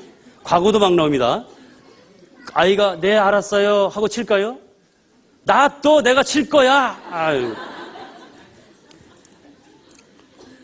어떻게 되죠? 훈계. 아주 효과적인 훈계가 어떻게 해야 되죠? 사진 찍듯이 현실만 얘기해라. 사실만 얘기해라. 현재만 얘기하라는 거예요. 네? 방이? 돼지우리네? 그건 평가입니다. 그건 평가가 됐죠. 방이 지저분하네? 됐잖아요. 사진 찍듯이 했잖아요. 사진 찍듯이. 근데 방이 지저분한데 그게 이제 돼지우리 같이 비교하고 그러면 이제 평가로 느껴지는 거죠. 이제 아이한테 그냥 방이 지저분하네 하면은 아유 방이 지저분하구나 치워야지 이런 생각이 든다는 거예요. 근데 이제 막 아까처럼 대응하고 너 이래야 시집 어떻게 할래? 뭐 이러면은 이제 맞대응하는 겁니다. 잘 치고 싶어도 안 치는 거예요. 내가 알아서 쳐도 내가 알아서 칠 테니까 놔두라는 둥 막 이렇게 하는 겁니다. 현재만 얘기하면 되는 거예요. 현재만. 옷을 단정히 안 입습니다. 요즘 애들은 막 교복 바깥으로 이 와이셔츠가 막 나오게끔 막 이렇게 입습니다. 그러면은 그냥 가서 옷이 와이셔츠가 바깥으로 삐져나왔네 하고 이렇게 해주면 됩니다. 그럼 아이들 막 지적하고 싫어하는 애들이 있어요. 그러면 아이하고 대화를 하셔야 돼요. 이게 요즘에는 그 교복 상의 바깥으로 이렇게 막 보이는 거예요. 저희 때는 그 상의를 입으면은 반드시 안에 집어넣잖아요. 와이셔츠만 입을 때는 내놓기도 하지만, 근데 요즘 애들은 바깥 내놓는 게 유행이라는 거예요. 엄마, 요즘 이렇게 내놓는 게 유행이야. 집어넣으면 더 오히려 촌스러워. 그러면 그대로 인정해줘야 돼요. 별것도 아니고 가지고 싸울 필요가 없어요. 애들 유행이라는데. 전 장발이었거든요. 엄청나게 길게 다니기도 하고 그랬는데, 그때 그러면 그렇게 아이 교육하는데 큰 문제가 아니라면 넘어가주는 게 좋습니다. 근데 물론 뭐 교회 오는데 이상한 옷을 입고 오거나 이런 거는 당연히 훈계를 해야 되지만 그런 정도는 요즘 유행 타는 거라고 하는데 그걸 굳이 집어넣어야 돼. 요게 유행이에요. 집어넣어. 유행이라니까 이거 할 필요가 없다는 거예요.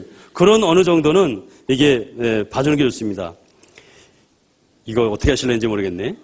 약속 시간이 6시인데 7시가 돼도 안 들어옵니다. 7시가 돼도 안 들어요. 전화했습니다. 뭐라고 해야 되죠?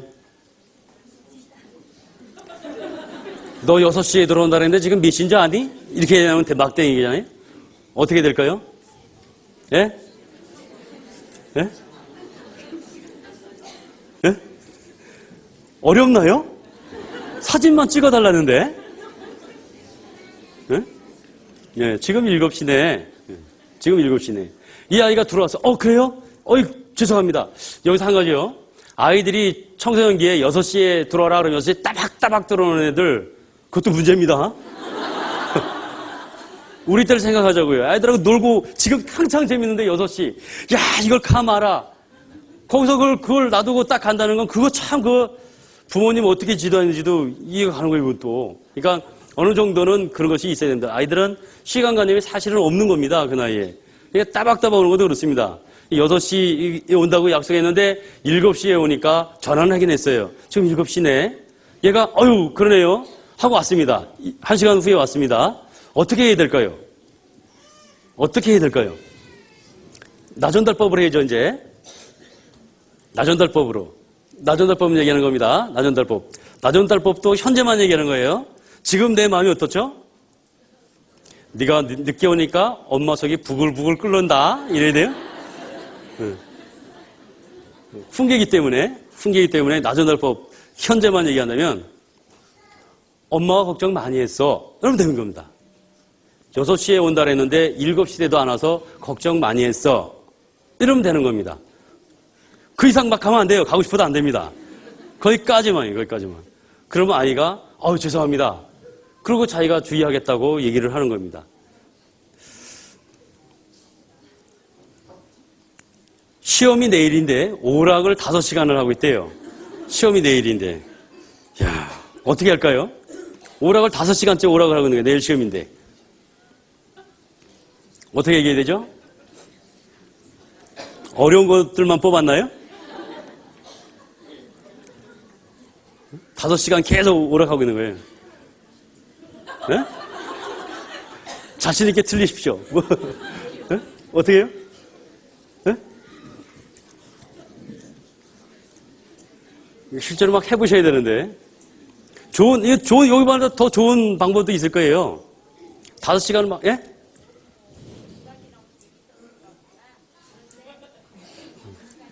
네. 그런 데가 넘어가면 안 돼요. 그런 데는. 우리가 훈계 잘하고 나서 그런데 이것 때문에 망하는 거거든요. 꼭 그런 데가 나오거든요. 그냥 5시간째네. 이렇게만 해줘도 됩니다. 간단해요. 상기시켜주는 겁니다. 그래요? 그리고 공부밖에 하는 겁니다. 거기서 조금 이제 자기가 뉘우치지 못한다. 그러면 좀 뉘우치게 하고 싶을 때는 나전달법으로 좀 얘기를 합니다. 엄마는 네가 이게 내일이 시험인데 피식게 하면 조마조마해. 이렇게 얘기한다든지 시험이 내일인데 엄마는 좀 성실하길 바래. 이 정도 해도 좋습니다. 과거나 미래만 빼고 얘기하면 그렇게 됩니다. 친구네 차를 아주 부러워하는 애예요. 길동이네 차는 그랜저인데 왜 우리는 티코야? 그래? 그럼 너 그 집 가서 살아.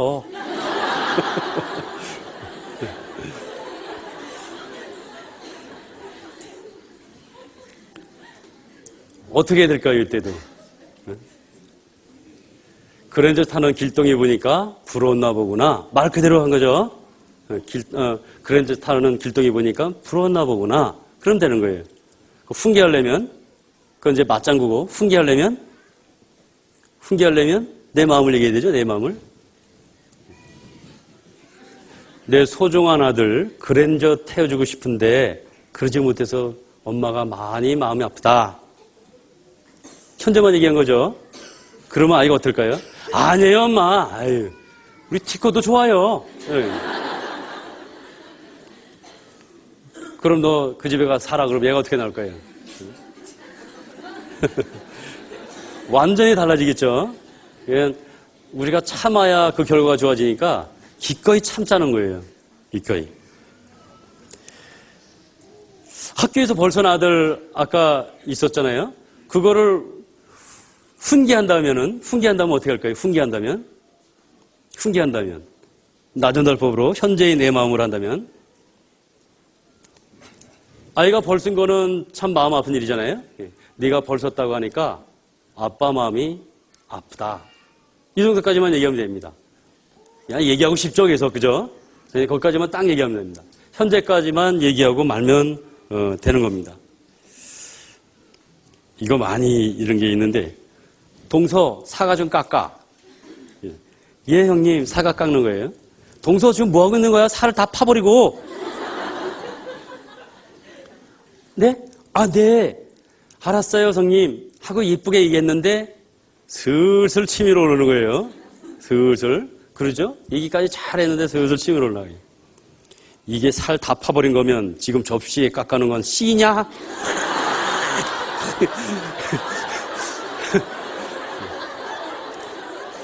별말이 막 나오잖아요, 별말이.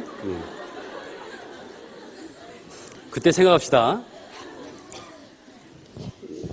훈계라기보다 그 동서의 어떤 그런 것에 마음이 내가 다쳤다고 하는 것을 알려주고 싶어요. 그때 현재를 얘기한다고. 형님, 제 마음이 부글부글 끓네요. 그러면 안 되잖아요. 그죠? 그럴 땐 그냥, 두껍게 깎는다고요? 얇게 깎을게요, 형님. 라고 하든가, 죄송해요. 제가 좀 못 깎죠? 라고 하면 됩니다. 그런데, 그 동서를 좀 고치고 싶다. 그럼 어떻게 될까요? 그 합당한 걸 만들어내야 돼요, 합당한 거를. 죄송해요. 제가 좀 두껍게 깎죠? 전 농약 생각하느라고 두껍게 깎았어요. 이제부터 얇게 깎을게요. 그럼 동서가 뭐랄까요? 아, 그렇구나. 그러죠? 아, 그렇구나. 동서, 깎던 대로 깎어.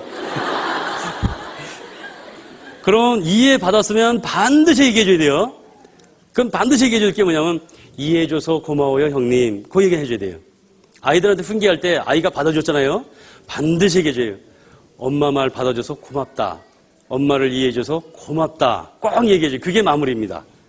그렇게 해주면 되는 겁니다.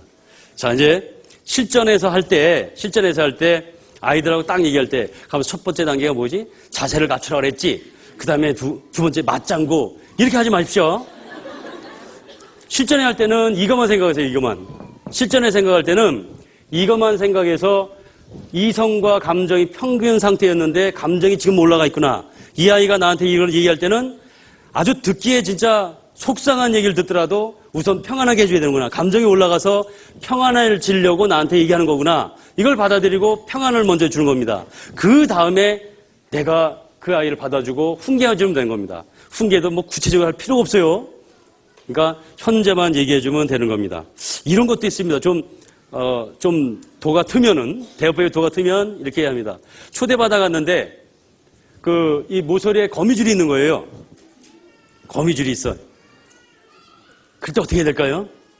우리는 초대받아갔는데 거미줄이 있으면 기분 나쁘잖아요. 사람을 초대해놓고 이게 뭔가 거미줄이 있습니다. 어떻게 해야 될까요?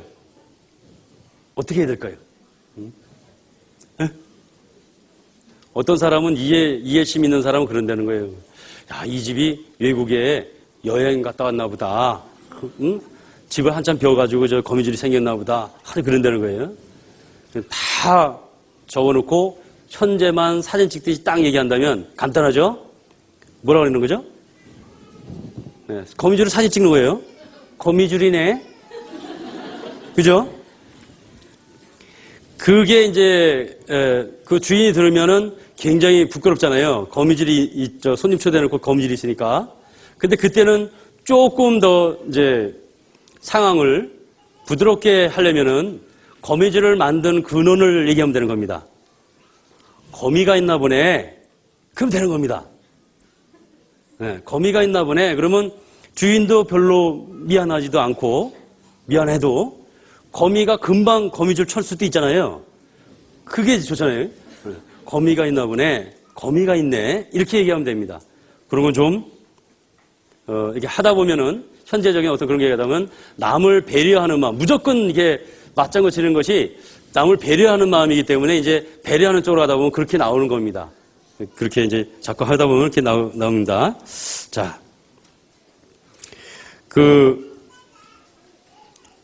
이제 부부 관계가 좋아야 이제 자녀 교육된다니까 자꾸 이제 그쪽을 얘기해서 그러는데 여기 이제 부부가 대화하는 걸 보겠습니다.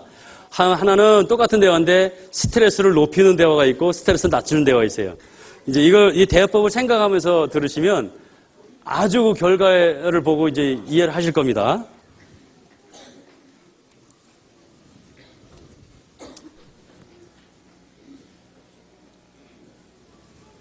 입니다.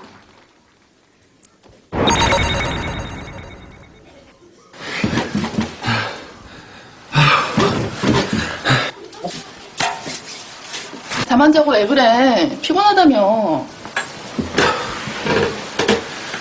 오늘 회사에서 김 과장이랑 좀 다퉜어. 근데 그 여자 말이야. 회사 입사 동기면 서로 좀 감싸줘야지. 아주 사사건건 트집이야 트집. 오늘 또 박 부장한테 나 일 잘 못한다고 고자질까지 한 것 같아. 아유, 또 그 버릇 나온다. 맨날 남 의심하고 탓하고. 좀 자신을 뒤돌아봐라. 뭘 잘못하고 있는지. 뭐? 내가 뭘 잘못했는데? 아이고, 술 먹고 늦게 들어와서 다음날 지각한 게 어디 한두 번이야? 됐어. 너한테 말한 내가 미쳤지. 아유. 괜히 나한테 신경질이. 지가 좀 잘하면 되지.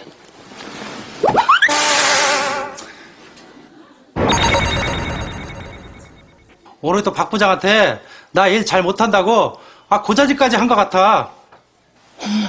그런 일이 있었어? 당신 정말 기분 나빴겠네. 나쁘고 말고 도대체가 그 여자 때문에 회사 갈 마음이 안 생겨요, 내가. 안 그래도 당신 요즘 스트레스 받을 일도 많을 텐데 그렇게 신경 쓰이는 사람이 있어서 어쩌지? 사람 불편한 게 제일 힘든데. 글쎄 말이야. 하지만 이제 잊어버리는 게 낫겠어. 뭐 무시해버려야지 뭐. 이제 당신한테 얘기하고 나니까 스트레스가 다 풀린다. 자자. 그래. 상대방을 지지하는 말 한마디에 따라 그날 밤 분위기가 좌우됩니다. 이제 대화법 이해가시죠? 이해가시죠? 상승된 감정을 먼저 누그러뜨리는 겁니다. 그래서 맞장구를 해야 된다는 거예요. 훈계는 나전달법을 하는데 사랑은 이해받는 기쁨이기 때문에 그렇습니다. 아이들도 내가 사랑받고 있구나, 이해받고 있구나, 이것이 돼야 훈계가 먹혀 들어간다는 거예요. 그러면 현재만 얘기해도 아주 훌륭하게 되는 겁니다. 참 재미난 이게 있는데 사랑은 사람들을 치료해준다. 사랑을 주는 사람과 받는 사람 모두를 즐겁게 해준다고 하는 건데 이런 겁니다. 벚꽃 구경을 갔어요. 부부가 이제 벚꽃 구경을 갔는데 이제 부인이 그냥 벚꽃 구경하면서 너무 좋아하니까 남편이 옆에 이렇게 있다가 이렇게 얘기해주면 좋았을 텐데 여보 미안해. 이거보다 더 좋은 데도 많은데 이걸 보고 그렇게 기뻐하네. 그럴 줄 알았다면 내가 많이 구경시켜줬을 텐데 그러면은 부인이 아이 뭘요. 이것도 좋아요. 너무 좋아요. 이랬을 텐데 남편이 그럽니다. 시집 잘 온 줄 알아. 나니까 이런 데 데려오는 거야. 그럼 아내는 더 화가 나잖아요. 내가 시집 잘 갔으면 육사생도 앞에 사열대 앉아있겠다. 영부인을 꿈꾸는 거예요. 그러면 남편은 뭐래? 주제 파악 좀 해라. 자기 주제는 이렇게 싸우는 거예요. 그럼 벚꽃 구경 잘 나왔다가 화내고 가는 겁니다. 남자가 그냥 씩씩대고 가는 거예요. 차로 갑니다. 문을 큰 닫고 타는 거예요. 이제 아내도 할 수 없이 가야 되잖아요. 그런데 어떤 남편은 아내가 타기도 전에 간대. 그 말 한마디 잘못해가지고 이혼을 하게 잖아요, 이혼을. 너무 좋아해요. 그럴 때는 속 상해도 남편이 시집 잘 온 줄 알아. 그러면은 얘기를 하는 겁니다, 아내는. 그러게요, 참 좋네요. 그죠? 그러게요, 참 좋네요. 여보, 이런데 데려다줘서 정말 고마워요. 했습니다. 그 마음이잖아요? 근데 사실 고맙지 않았던 거예요.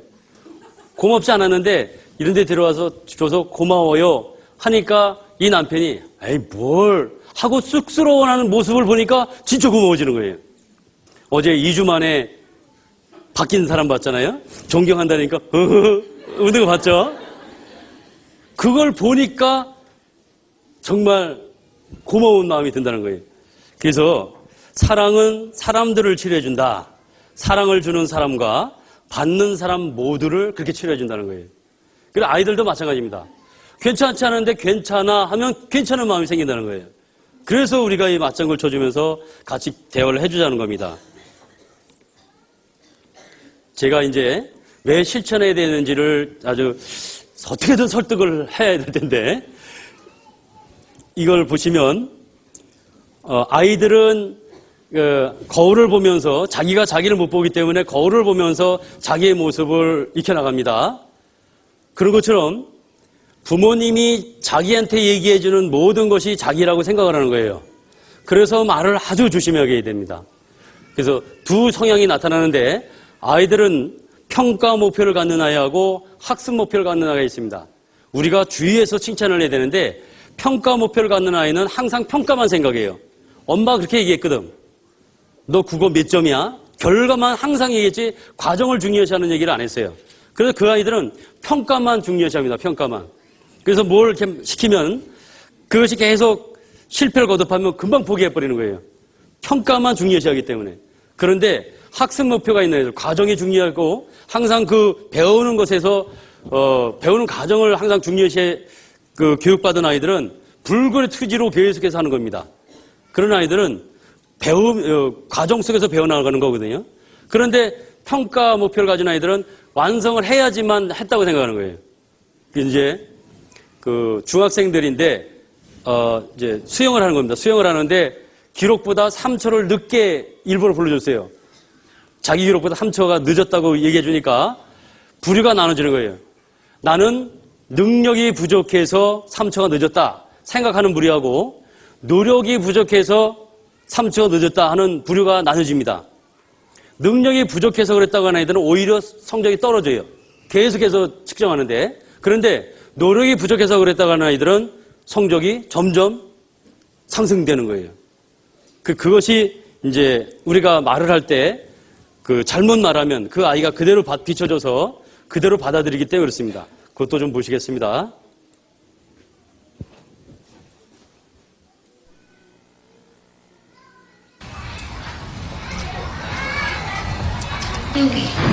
여기다가. 아이, 잘했다. 네. 너무 잘한다, 아린이. 아우, 똑똑해. 아우, 똑똑해. 똑똑하다, 머리가 좋다. 아이를 칭찬할 때 가장 흔히 하는 말이다. 대부분의 부모들은 이와 같은 지능이나 능력에 대한 칭찬이 아이의 자신감과 동기를 북돋워준다고 믿는다. 똑똑해. 아우, 똑똑해. 나 같은 경우에는 공격이가 최고야. 역시 엄마 너 믿었더니 역시. 둘째한테는 야 너 박사 아니야 천재 아니야 이렇게 하는데 첫째는 야 너무 잘했어. 우리 아들 똑똑한데 수학 박사 나겠다고 내가 막 그런 식으로 얘한테 해주니까 야 너 역시 엄마 닮았어. 무조건 천재야. 나는 우리 딸뿐만이 아니라 누가 해도 야 너 천재 아니냐? 다 천재야. 천재 같아. 막 이러면서 천재라는 말 되게 잘 썼어. 어항에 물이 쏟아질 것 학부모의 칭찬 유형을 조사한 결과 노력이나 과정, 방법에 대한 칭찬보다 지능을 칭찬하는 비율이 2배 정도 엄마 높았다. 몰랐네. 아우 정빈이 똑똑해서 잘 알아요. 이거는 어딜까?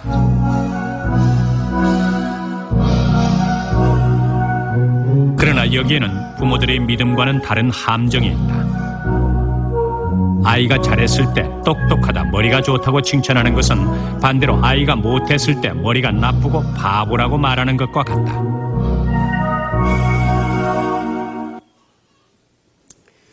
우리는 그 똑똑하다는 거에 그 아이가 북돋아서 일을 더 성취를 하려고 하는 거라고 생각하고 하는데 그 반대로 아이들이 받아들일 수 있다는 거예요. 잘못하면은 나는 정말 바본가 보다 이렇게 한다는 거예요. 그러니까 그런 어떤 그 성취를 두고 그 칭찬하는 말은 아이한테 효과가 없다는 거, 오히려 반대 효과를 볼 수 있다는 겁니다. 그래서 생긴 두 유형을 보겠습니다.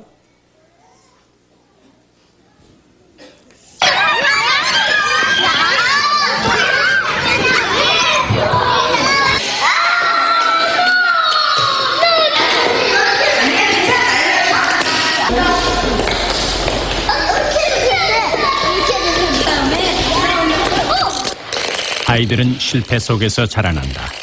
자꾸만 쓰러지는 도미노 게임처럼 성장 과정은 실패와 도전으로 가득 차 있다. 어떤 아이들은 실패를 경험한 후 노력하길 포기하고 주저앉는다.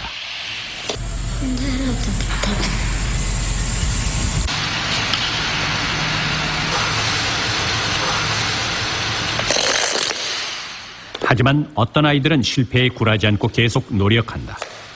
오히려 실패를 맛본 후 더욱 열심히 그 일에 매달리는 아이도 있다.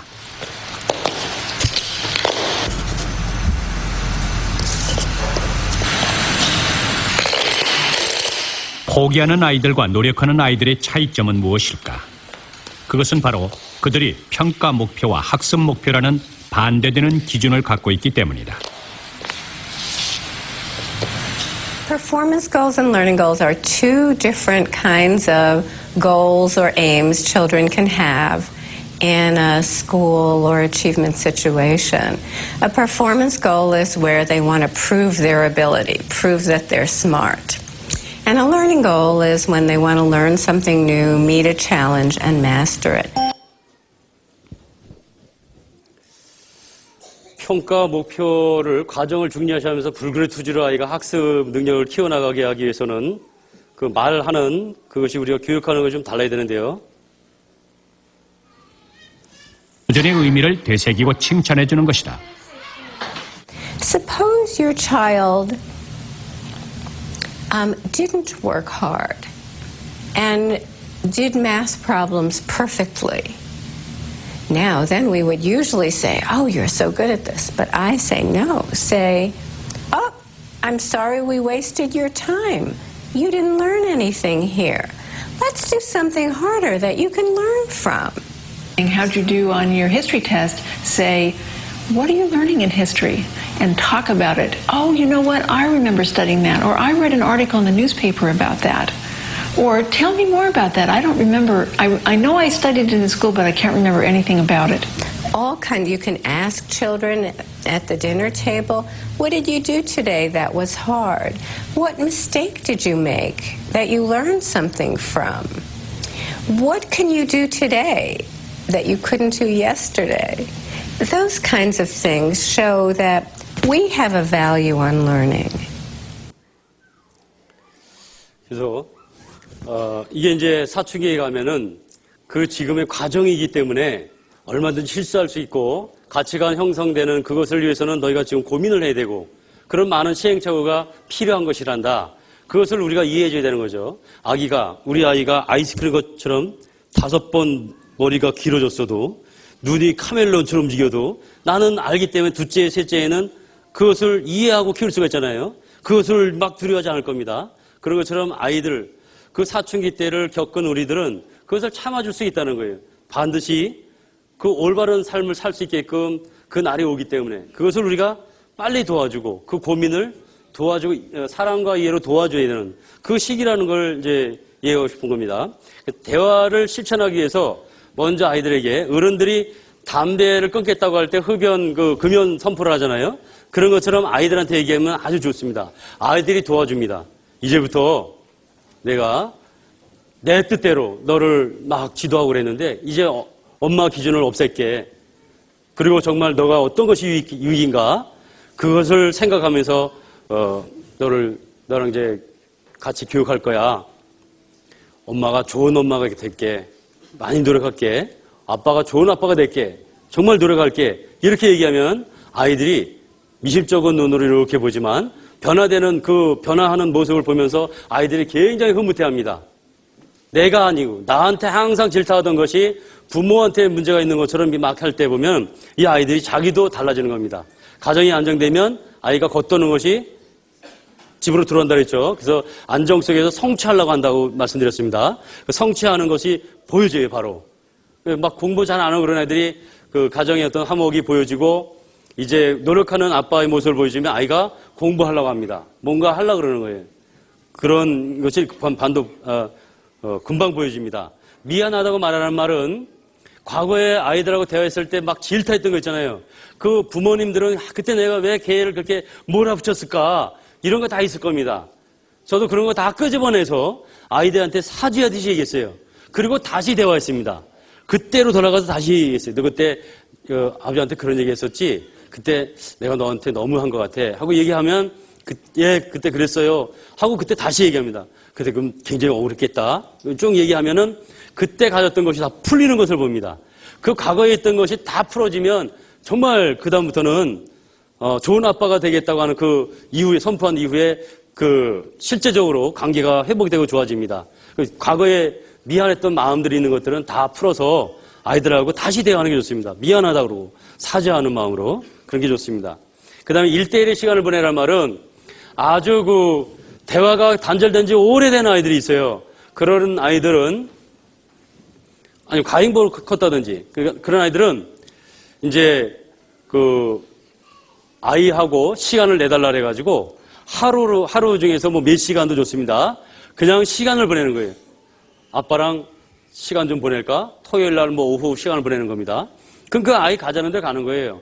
뭐 찜질방도 하고 이제 단둘이만입니다. 가족이 아니고 그 아이하고 시간을 계속 보내는 거예요. 그런데 그때 절대 평가하면 안 되는 겁니다. 너 이런 데 다녔어? 애들 노는 애들 보니까 다 뻔하다. 뭐 이런 식의 얘기가 되면 안 됩니다. 그냥 다 쫓아만 다니면서 가고 싶으면 또 어디냐? 뭐 극장 갈 거냐? 뭐 가면서 쭉 같이 대화만 해주는 겁니다. 한 번 하면은 대부분 되는데 독한 녀석은 한 번은 안 되겠죠. 그럼 또 2번 하는 겁니다. 그러면 그 아이가 대화를 하기 시작한다는 거예요. 그때 하나하나 이제 우리가 배운 대화법으로 감정을 읽어주고 훈계하고 싶으면 나전달법에 현재만 얘기해서 그 아이를 무리하지 않게 대화를 시도하는 겁니다. 그 다음에 하나님 자녀를 인정하라 했죠. 이거는 여러 번 나왔었죠. 제3자 입장일 때만 교육이 잘 된다는 겁니다. 전 이게 굉장히 잘 안 돼가지고 아까도 말씀드렸죠. 맞장구 치려니까 당장 화가 나는데 어떻게 맞장구 칩니까? 그래서 이것이 굉장히 안 됐던 거예요. 이걸 어떻게 하면 될까 생각하다가 자 하루는 깨를 냈어요. 아이가 자는데 머리맡에 이렇게 갔습니다. 가가지고요. 이제 폼을 좀 멋있게 냈어요. 폼을 이렇게. 이렇게 하던가요? 예. 이렇게 하고 있었어요. 깰 줄 알았더니 안 깨는 거예요. 그래서 건드렸어요. 그래서 잘 안 깨요. 그래가지고 무릎을 꿇었습니다. 이게 무릎을 꿇고 애가 툭 깨는 거예요. 쓱 보더니 또 잘라 그래 그냥. 도련님. 얘가 도련님 그러니까 내가 이렇게 하고 도련님 그러거든요. 도련님 벌떡 일어나요. 그러더니 날 푸는 거예요. 왜 그러냐는 거죠. 사실은 이제 밝혀야 할 때가 된 것 같습니다. 그동안 가슴에 묻어둔 걸 말씀드리겠습니다. 마음 각오하시고 들으십시오. 도련님, 뻔한 얘기인데 그게 아주 그냥 제가 실제로 그렇게 했습니다. 도련님, 사실은 도련님 아버님은 따로 계십니다. 애가 흥분해져가지고 그럼 다리 밑에서 주웠던 게 그건가? 도련님 아버님은 하나님이십니다. 이제부터는 제가 하나님의 그 아들로 대우해드리고 하나님 아들답게 제가 교육하겠습니다. 이걸 받기까지 제 마음이 얼마나 고민 많이 했는지 모릅니다. 애가 그냥 어쩔 뻔 모르는 겁니다. 그렇게 얘기하고 났더니 이제 그게 되는 거예요. 그렇게 얘기하고 났더니 뭔가 화가 날 일이 있을 때 화내려고 그러면 하나님 아들은 내가 감히 화를 낼 수 있나요? 옛날에 그 양반집 자제들을 어찌하다 보니까 데리고 가서 키우고 그런 적 있잖아요. 나중에 크면은 어떻게든지 밝히고 도련님하면서 이렇게 하잖아요. 마치 그런 이제 기분이 된 거예요. 그래서 막 맞장구를 쳐줘야 되는 맞대응 나오려고 할 때 그 생각이 딱 나니까 그게 안 되는 겁니다. 저같이 미련한 사람은 그렇게라도 해서 맞장구를 쳐주는 그것이 돼야 됩니다. 그래서 이게 제일 어려운 거니까 이것이 돼야 되니까 하나님의 자녀임을 인정하라. 이것을 어떤 지혜를 써서라도 하셔야 됩니다. 하나님 자녀임을 인정해야지 그것이 나오는 겁니다.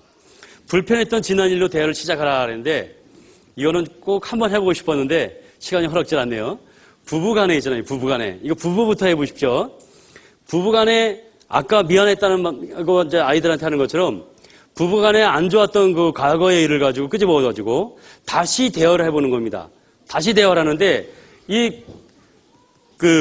상대방을 행복하게 만드는 이 대화법, 감정을 먼저 평안을 주는 그 대화법으로 하는 겁니다. 그렇게 해 나가면 사뭇 다른 감정이 느껴져요. 부부가 여태까지 느껴왔던 부부가 아니라 다른 감정이 느껴집니다. 새록새록 뭐가 막 올라와요. 그래서 다르게 보입니다. 행복한 가정이 저절로 됩니다. 그래서 부부를 먼저 해보고 그 다음에 그것이 아이들한테 이렇게 적용해 봤으면 좋겠어요. 여기 이제 많은 사례들을 사실은 준비를 했는데 사례들 할 때마다 도와주는 자세를 취한다, 맞장구를 친다. 맞장구라는 건 상대방의 감정을 말해주는 건데 맞장구는 그대로 아이가 말한 것을 되받아서 말하는 것이고 그게 안 될 때는 그랬구나 이러면 된다고 했습니다. 아니면 감정을 읽을 수 있으면 그 감정을 읽어주면 됩니다. 지금 아이의 감정이 어떤 거구나 하고 그 감정을 읽어만 주면 됩니다. 제일 좋은 게 맞장구보다 좋은 게 감정을 읽어주는 거죠. 그게 안 되면 맞장구만 쳐도 충분한 겁니다. 그 다음에 이제 훈계가 필요하다. 훈계가 필요한 게 그렇게 많지 않습니다. 훈계가 필요하다 그러면 판단이 되면 현재만 얘기해줘도 된다는 거예요. 그런데 이거를 단계별로 생각하지 말라 그랬죠. 저것만 생각하라 그랬습니다. 저것만 생각하면 대화가 이루어집니다. 대화가. 그래서 이 사례는 이제 모임 때 말씀드리기로 하고요. 제가 요거 하나만 말씀드리고 이렇게. 요게 뭐냐 하면 부부가 결혼하는 거예요. 저도 아이들을 어릴 때부터 키울 때 20살이면 너희를 성인식을 치러주겠다. 그리고 너희들 그 간섭에서 아버지 손에서 벗어나서 너희들 인생을 살아라. 그때까지만 아버지가 너희들을 간섭하고 교육을 하겠다. 이렇게 얘기했습니다. 그런데 실제적으로 교육 목표가 스스로 행동하게 만드는 거고 스스로 행동한 것은 자기가 책임진다 그랬죠. 그렇게 만들어야 되는 겁니다. 그래서 독립과 자기 분화가 교육의 목표가 돼야 돼요. 그래서 과잉 보호한 사람들은 이것이 잘 안 되는 거예요. 이 두 사람이 결혼해가지고 신혼부부 방을 꾸몄는데 사실은 6명이 자는 방이라는 거예요. 6명이. 얘야, 아침에 빵 먹어야 된다. 친정일까요? 시댁일까요? 친정. 다 똑같네요.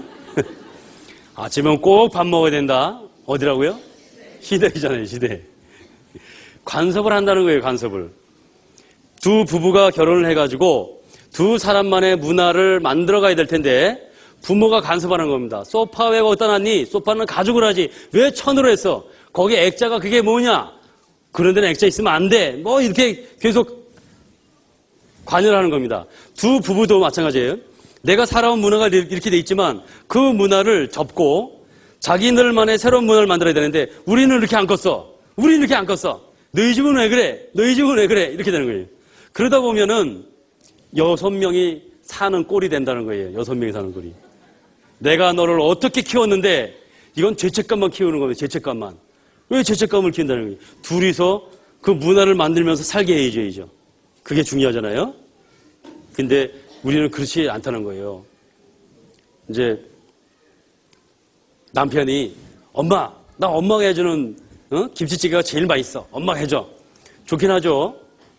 김치 엄마 해줘. 그 부인도 나쁠 건 없을 겁니다. 시댁에서 뭐 김치 해주고 그러면 좋잖아요. 그런데 그런 것이 우리만의 문화를 만드는데 방해 요소라면 그것은 안 좋은 거잖아요. 그 완전히 독립분화시킨 부모라면 뭡니까? 며느리를 이렇게 가르쳐주고 나는 할 때 이렇게 하는 거야. 나는 얘 김치를 이렇게 했단다. 그러니까 얘가 좋아하더라. 가르쳐주는 겁니다. 그런데 그 며느리가 배워가지고 자기의 방법으로 또 한다 해도 그건 놔둬야 되잖아요. 둘만의 문화를 만들어가야 되기 때문에 그 관여를 하지 말아야 되는데 그 관여를 하는 바람에 커서까지도 그것이 안 되는 겁니다. 그 사람들 그렇게 잘하는 사람들은 또 아이들을 또 그렇게 막 키우는 거예요. 그거는 독립 자아분화가 안 된다는 거예요. 결국 우리는 아이들을 다 놓아줄 생각을 하고 교육을 해야 된다는 겁니다. 그렇게 하고요. 그다음에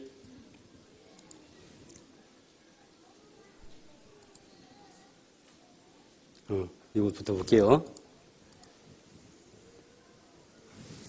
감정이 내키는 대로 하는 것은 좋은 결과를 기대하기가 어렵고 누구나 할 수 있는 것이다. 그러나 옳은 판단에 따른 행동은 연구해야 하며 어렵고 시간이 걸린다. 그러나 부모라면 마땅히 우리가 고민해야 할 과제이다. 우리가 노력을 해야 되는 겁니다. 사실은 이런 것들 알고 나면은 어렵지가 않잖아요. 근데 이 쉬운 것도 저는 몰랐기 때문에 좀 방법을 알고 그 방법대로 썼으면 아주 좋은 관계가 됐을 텐데 그런 것들이 너무 아쉬운 게 많습니다. 이게 실천하면 너무 좋은데 하나님도 그러셨잖아요. 예수님도 저 앞에 있는 즐거움을 위해서 십자가를 참으셨잖아요. 예수님은요 이 땅에 오셔서 자기 자신의 심정을 얘기한 적이 있습니다. 나는 받을 세례가 있으니 이것을 이루기까지 나의 답답함이 어떠하겠느냐. 나는 죽고 부활해야 될 텐데 이것을 그렇게 이루어야지만 많은 사람들이 지옥에 가고 천국 가야 될 텐데 이것을 이루기까지 나의 답답함이 어떠하겠느냐. 그런 사랑으로 우리에게 은혜를 주신 분이라는 거예요. 그 사랑을 받은 우리가 아이들에게 조건적인 사랑은 하면 안 되잖아요. 무조건적인 사랑으로 어떤 아이도 사랑받을 자격이 있는 아이고 지금 당장 아이가 시행착오를 겪고 있지만 나의 사랑하는 아이라는 거예요. 그것을 항상 보여줘야 된다는 거예요. 그래서 조경수가 뭔지 알죠? 조경수. 네. 화단에 이렇게 있는 나무들 있잖아요. 우리 막내딸은 차 타고 가다가 막 울었어요. 현수막에 조경수 팝니다.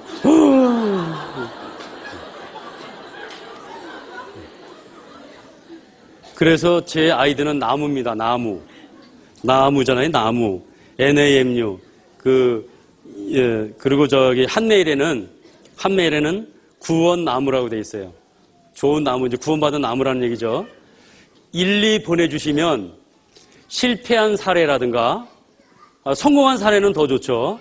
그런 걸 보내주시면 저희가 사례를 만들어서 같이 이렇게 모임 때 교제를 했으면 좋겠습니다.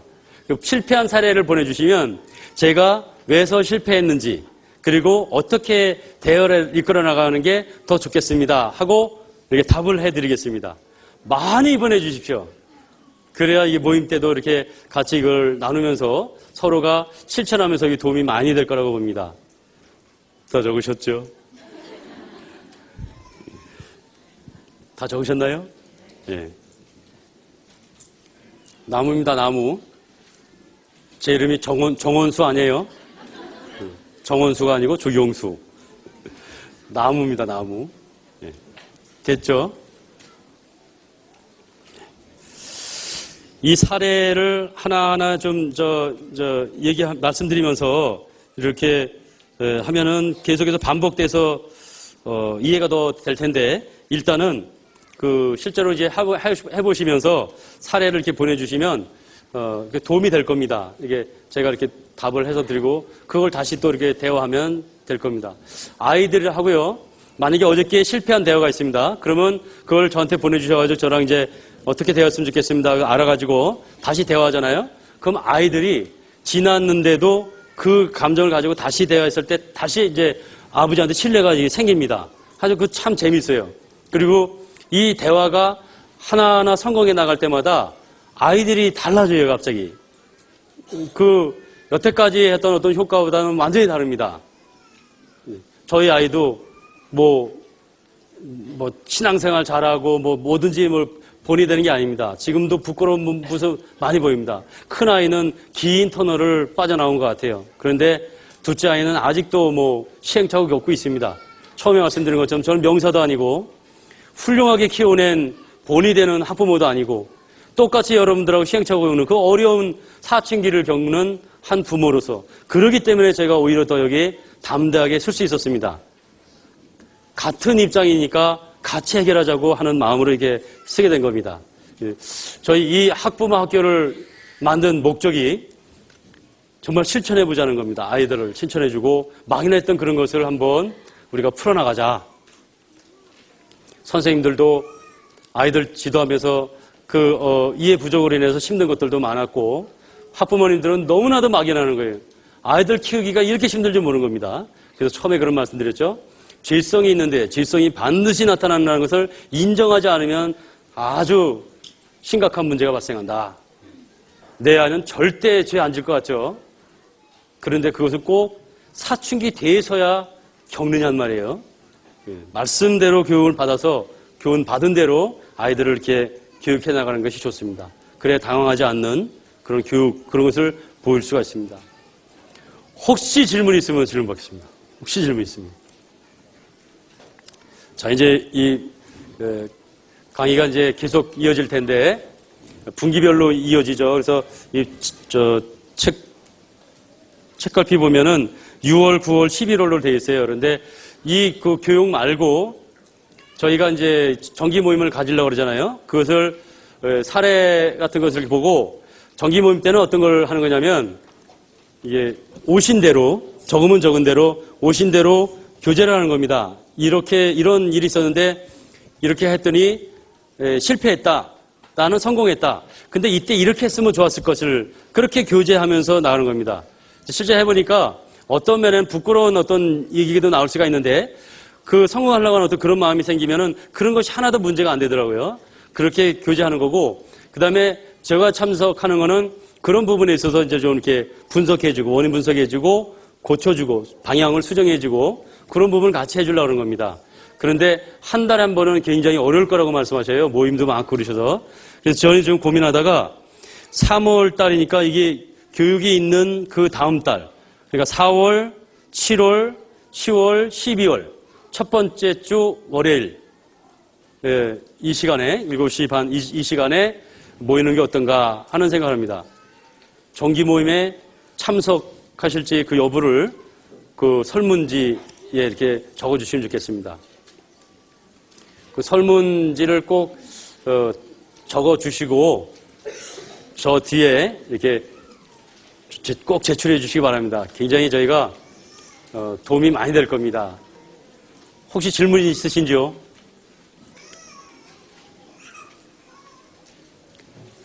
아이들을 이해하고 아이들을 교육하는 데 도움이 되셨는지 모르겠습니다. 저 나름대로는 많이 기도도 하고 하나님이 이 시간을 허락하셨다라는 확신을 가지고 이렇게 섰습니다. 저 굉장히 떨립니다. 그리고 자녀 교육에 대해서는 실제적으로 학부모들 앞에 선다는 게 굉장히 두려워요. 왜냐하면 민감한 거기 때문에. 그래서 저는 나름대로 확신을 갖고, 그리고 처음에 말씀드린 것처럼 아동기하고 청소년기만 다 나눠서 말씀드리는 게 좋겠다. 그리고 그것은 많은 책에서 우수를 빼고 직감적으로 이것이 실제 생활지도한 어떤 그런 결과다 하는 것들만 이렇게 발췌한 겁니다. 큰 무리는 아마 없을 거라고 생각해요. 성경적으로 가르치는 것이 가장 옳은 교육 방법이라는 확신 속에서 시작했습니다. 질문 없으신가요? 감사합니다. 아유, 죄송합니다. 예.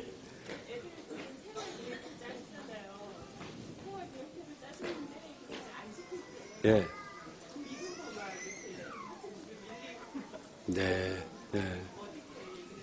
근데 그 기준이 아이가 한 기준인지 부모가 한 기준인지를 또 이제 봐야죠. 예. 근데 이제 내가 영향을 미쳤는지. 이거 계획표는 자기가 할 수 있는 계획표를 해야 되잖아요. 할 수 있는 걸. 그 계획표를 너무 높게 잡아놓으면 대부분 100% 실패하는 게 성취욕을 먼저 줘야 되는데 성취욕을 주려면 할 수 있는 걸 줘야 되잖아요. 근데 반드시 중요한 게 있었죠. 평가 목표를 먼저 주면 안 되는 거잖아요. 평가 목표를. 그러니까 실제적으로는 계획표는 사실은 위험한 겁니다. 자체가. 어떤 걸 가지고 이제 여기도 그러잖아요. 수학을 쉽게 풀었습니다. 너 배운 게 없구나 하는 거예요. 수학을 막 풀어가지고 어렵게 풀어서 어떤 푸는 방법을 알았다면 그것이 중요한 건데 그것을 이제 얘기해주고 과정, 그 해나가는 과정을 중요한 건데 우리는 그러잖아요. 너 계획표 해대로 했는데 왜 계획표대로 안 해?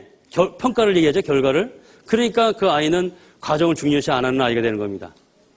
그러니까 그 과정을 중요시해서 오늘 평가에 도달하지 못했지만 네가 하려고 하는 애쓰고 이런 거는 배웠지 않니? 그건 훌륭한 거야. 이게 중요하다는 거죠. 그게 이제 학습 목표를 갖게 한다는 거예요. 그러니까 이제 계획표 자체가 그런 함정이 있다는 거죠. 그러니까 성취할 수 있게끔 쉽게 우선은 해야 되고 성취 그 평가만 가지고 결과를 내면 안 된다는 겁니다.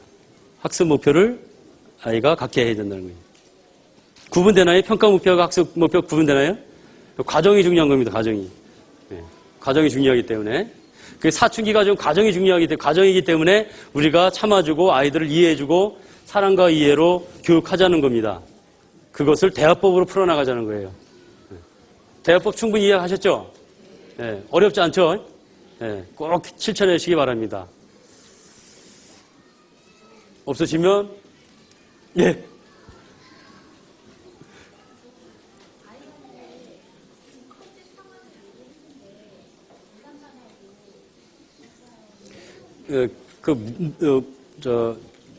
아이 성향을 있잖아요.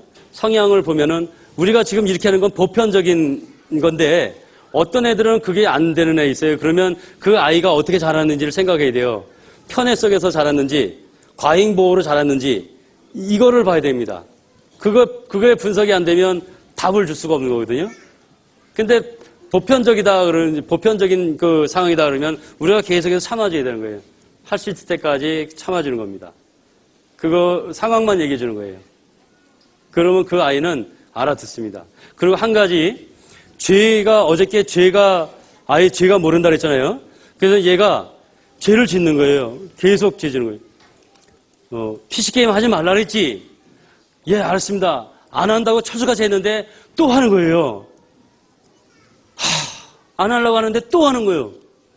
자기도 답답함이 많이 있어요, 그런 게 꽤 안 되는 겁니다, 잘. 그것이 죄 자각이 일어나는 그 시점이 딱 되면은 그 저절로 없어집니다. 내가 이랬었구나 하고 안 하게 되는 겁니다. 근데 그것이 안 될 때는 계속 괴로운 거예요. 죄 자각이 안 될 때는. 그냥 참아주는 겁니다. 그런데 그것은 우리가 시간을 줄여나간다더니 그거는 꾸준히 해야 되는 거예요, 꾸준히. 이제 이런 거죠. 철 들었다 그러죠, 철 들었다고. 인간의 뇌는 20살이 돼야지만 어른처럼 이제 행동하는 겁니다. 20살 되기 전에는 안 되는 게 있어요, 안 되는 게. 저도 학교 다닐 때, 야, 복학생들은 어떻게 저렇게 열심히 할까? 나는 열심히 하고 싶어도 안 되는데. 저도 군대 갔다 왔어요. 복학해보니까 정말 열심히 하더라고요. 그런 것처럼 어떤 때가 있습니다, 때가. 근데 그것이 죄를 자각하는 아이들이 빠를 수가 있고 늦을 수가 있습니다. 그것이 되면은 쉽게 고쳐나가요, 쉽게. 그 가장 좋은 기회가 고등학생 때라는 겁니다. 고등학생 때. 그 때가 되면은 저는 이제 지금 아이가 둘째 아이가 고1인데 그 죄 자각, 죄로 고민하는 그런 경험을 하게 되면 아버지한테 얘기하라. 아버지랑 같이 풀어나가자. 그때를 기다리고 있습니다. 그때를. 저희 아이도 계속해서 죄 짓거든요. 인내해주고 그 상황만 이게 얘기해줍니다. 그래서 항상 보면은 저희 아이는 이제 웃으면 같이 웃습니다. 왜요? 이거 아무 없어요. 그 정도만 해도 된 겁니다. 그럼 그 속에서 자기가 성취해 나가려고 하는 마음이 생깁니다. 네. 네. 이제 TV나 컴퓨터를 없앤다. 저도 TV를 없애니까 아이들끼리 그냥 대화 나누고 참 좋아요. 그런데 그건 사랑이 아니죠. PC가 안 좋은 것도 있지만 좋은 것도 많잖아요. 그런데 그 안 좋은 걸 생각해서 그 좋은 면도 다 기회를 박탈해버린다면 굉장히 문제가 있어요. 요즘에 아이들은 우리가 가졌을 때의 지식은 내가 머릿속에 넣는 게 지식이었잖아요. 요즘은 그게 지식이 아닙니다. 요즘은 지식이 정보를 내가 얼마나 갖느냐는 거예요. 인터넷 뒤져가지고. 저 학교에서 고등학교 때 고등학교에 있는데 국어 선생님이 그 문학 박사예요. 국어 문학 박사. 근데 그 사람이 하루는 수업 갔다 와서 야 너무 좋다는 거예요. 아이들이 내 논문의 주제를 물어봐가지고 제목에 대해서 쫙 얘기했더니 애들이 너무 좋아했다는 거예요. 이런 수업만 했으면 좋겠다는 겁니다. 며칠 있다가 수업 시간 끝나고 와가지고 책을 그냥 책상에 탁 던지면서 어줍지 않은 지식 가지고는 박사도 못해 먹는다 그래요. 왜 그러시냐니까 아이들이 반박 자료를 갖다가 가져온 거예요. 선생님한테 듣고서는 그 너무 좋아가지고 인터넷 들어갔더니 선생님 주제에 대한 반박 자료가 너무 많더라는 거예요. 그거를 전부 가져와서 야, 이 반박 자료를 친구들하고 읽었는데 그것도 일리가 있는 거예요. 그래서 물어봤다는 겁니다. 선생님이 답변을 못했대요. 나는 수년간 골머리 썩어가면서 박사학위 땄는데 애들은 몇 시간 만에 나를 꼼짝 못하게 만들었다는 거죠. 요즘은 그렇다는 거예요, 요즘은. 그러니까 옛날의 지식처럼 생각하면 안 된다는 거죠. 그러니까 피식 그런 것을 적하면 오히려 아이들이 뒤처지는 수도 있습니다. 그런 건 주의해야 되죠.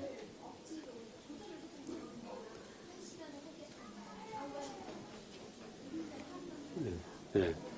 그렇죠. 그 토요일만 하자고 한다든지, 예, 시간을 몇 시간을 정한다든지,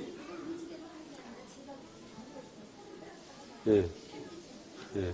그 아이가 어느 정도죠? 그러면은, 그 정도 크면은, 그거는, 해줘야 됩니다. 그 의지가 생길 때까지는 그런 걸 해줘야 됩니다. 네. 무서워집니다, 슬슬.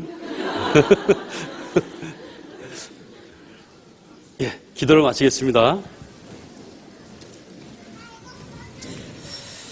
사랑의 아버지, 하나님, 이렇게 귀한 시간을 허락해 주심에 진정 감사드립니다. 그 답답한 그 교육의 문제를 주님 풀어주시기 위해서 이 귀한 시간 허락해 주셨고 또 그 은혜 주셨습니다.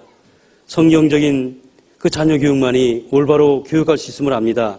주님께서 주신 그 자녀 올바로 주님께 돌려드릴 수 있도록 지혜 더 허락해 주시고 명철 더 허락해 주시길 원합니다. 남은 생도 주님께 의지하면서 예수님 이름으로 감사하며 기도드립니다. 아멘. 예, 참석해주신 학부모 여러분들께 감사를 드립니다. 안내 광고 몇 가지 드리겠습니다.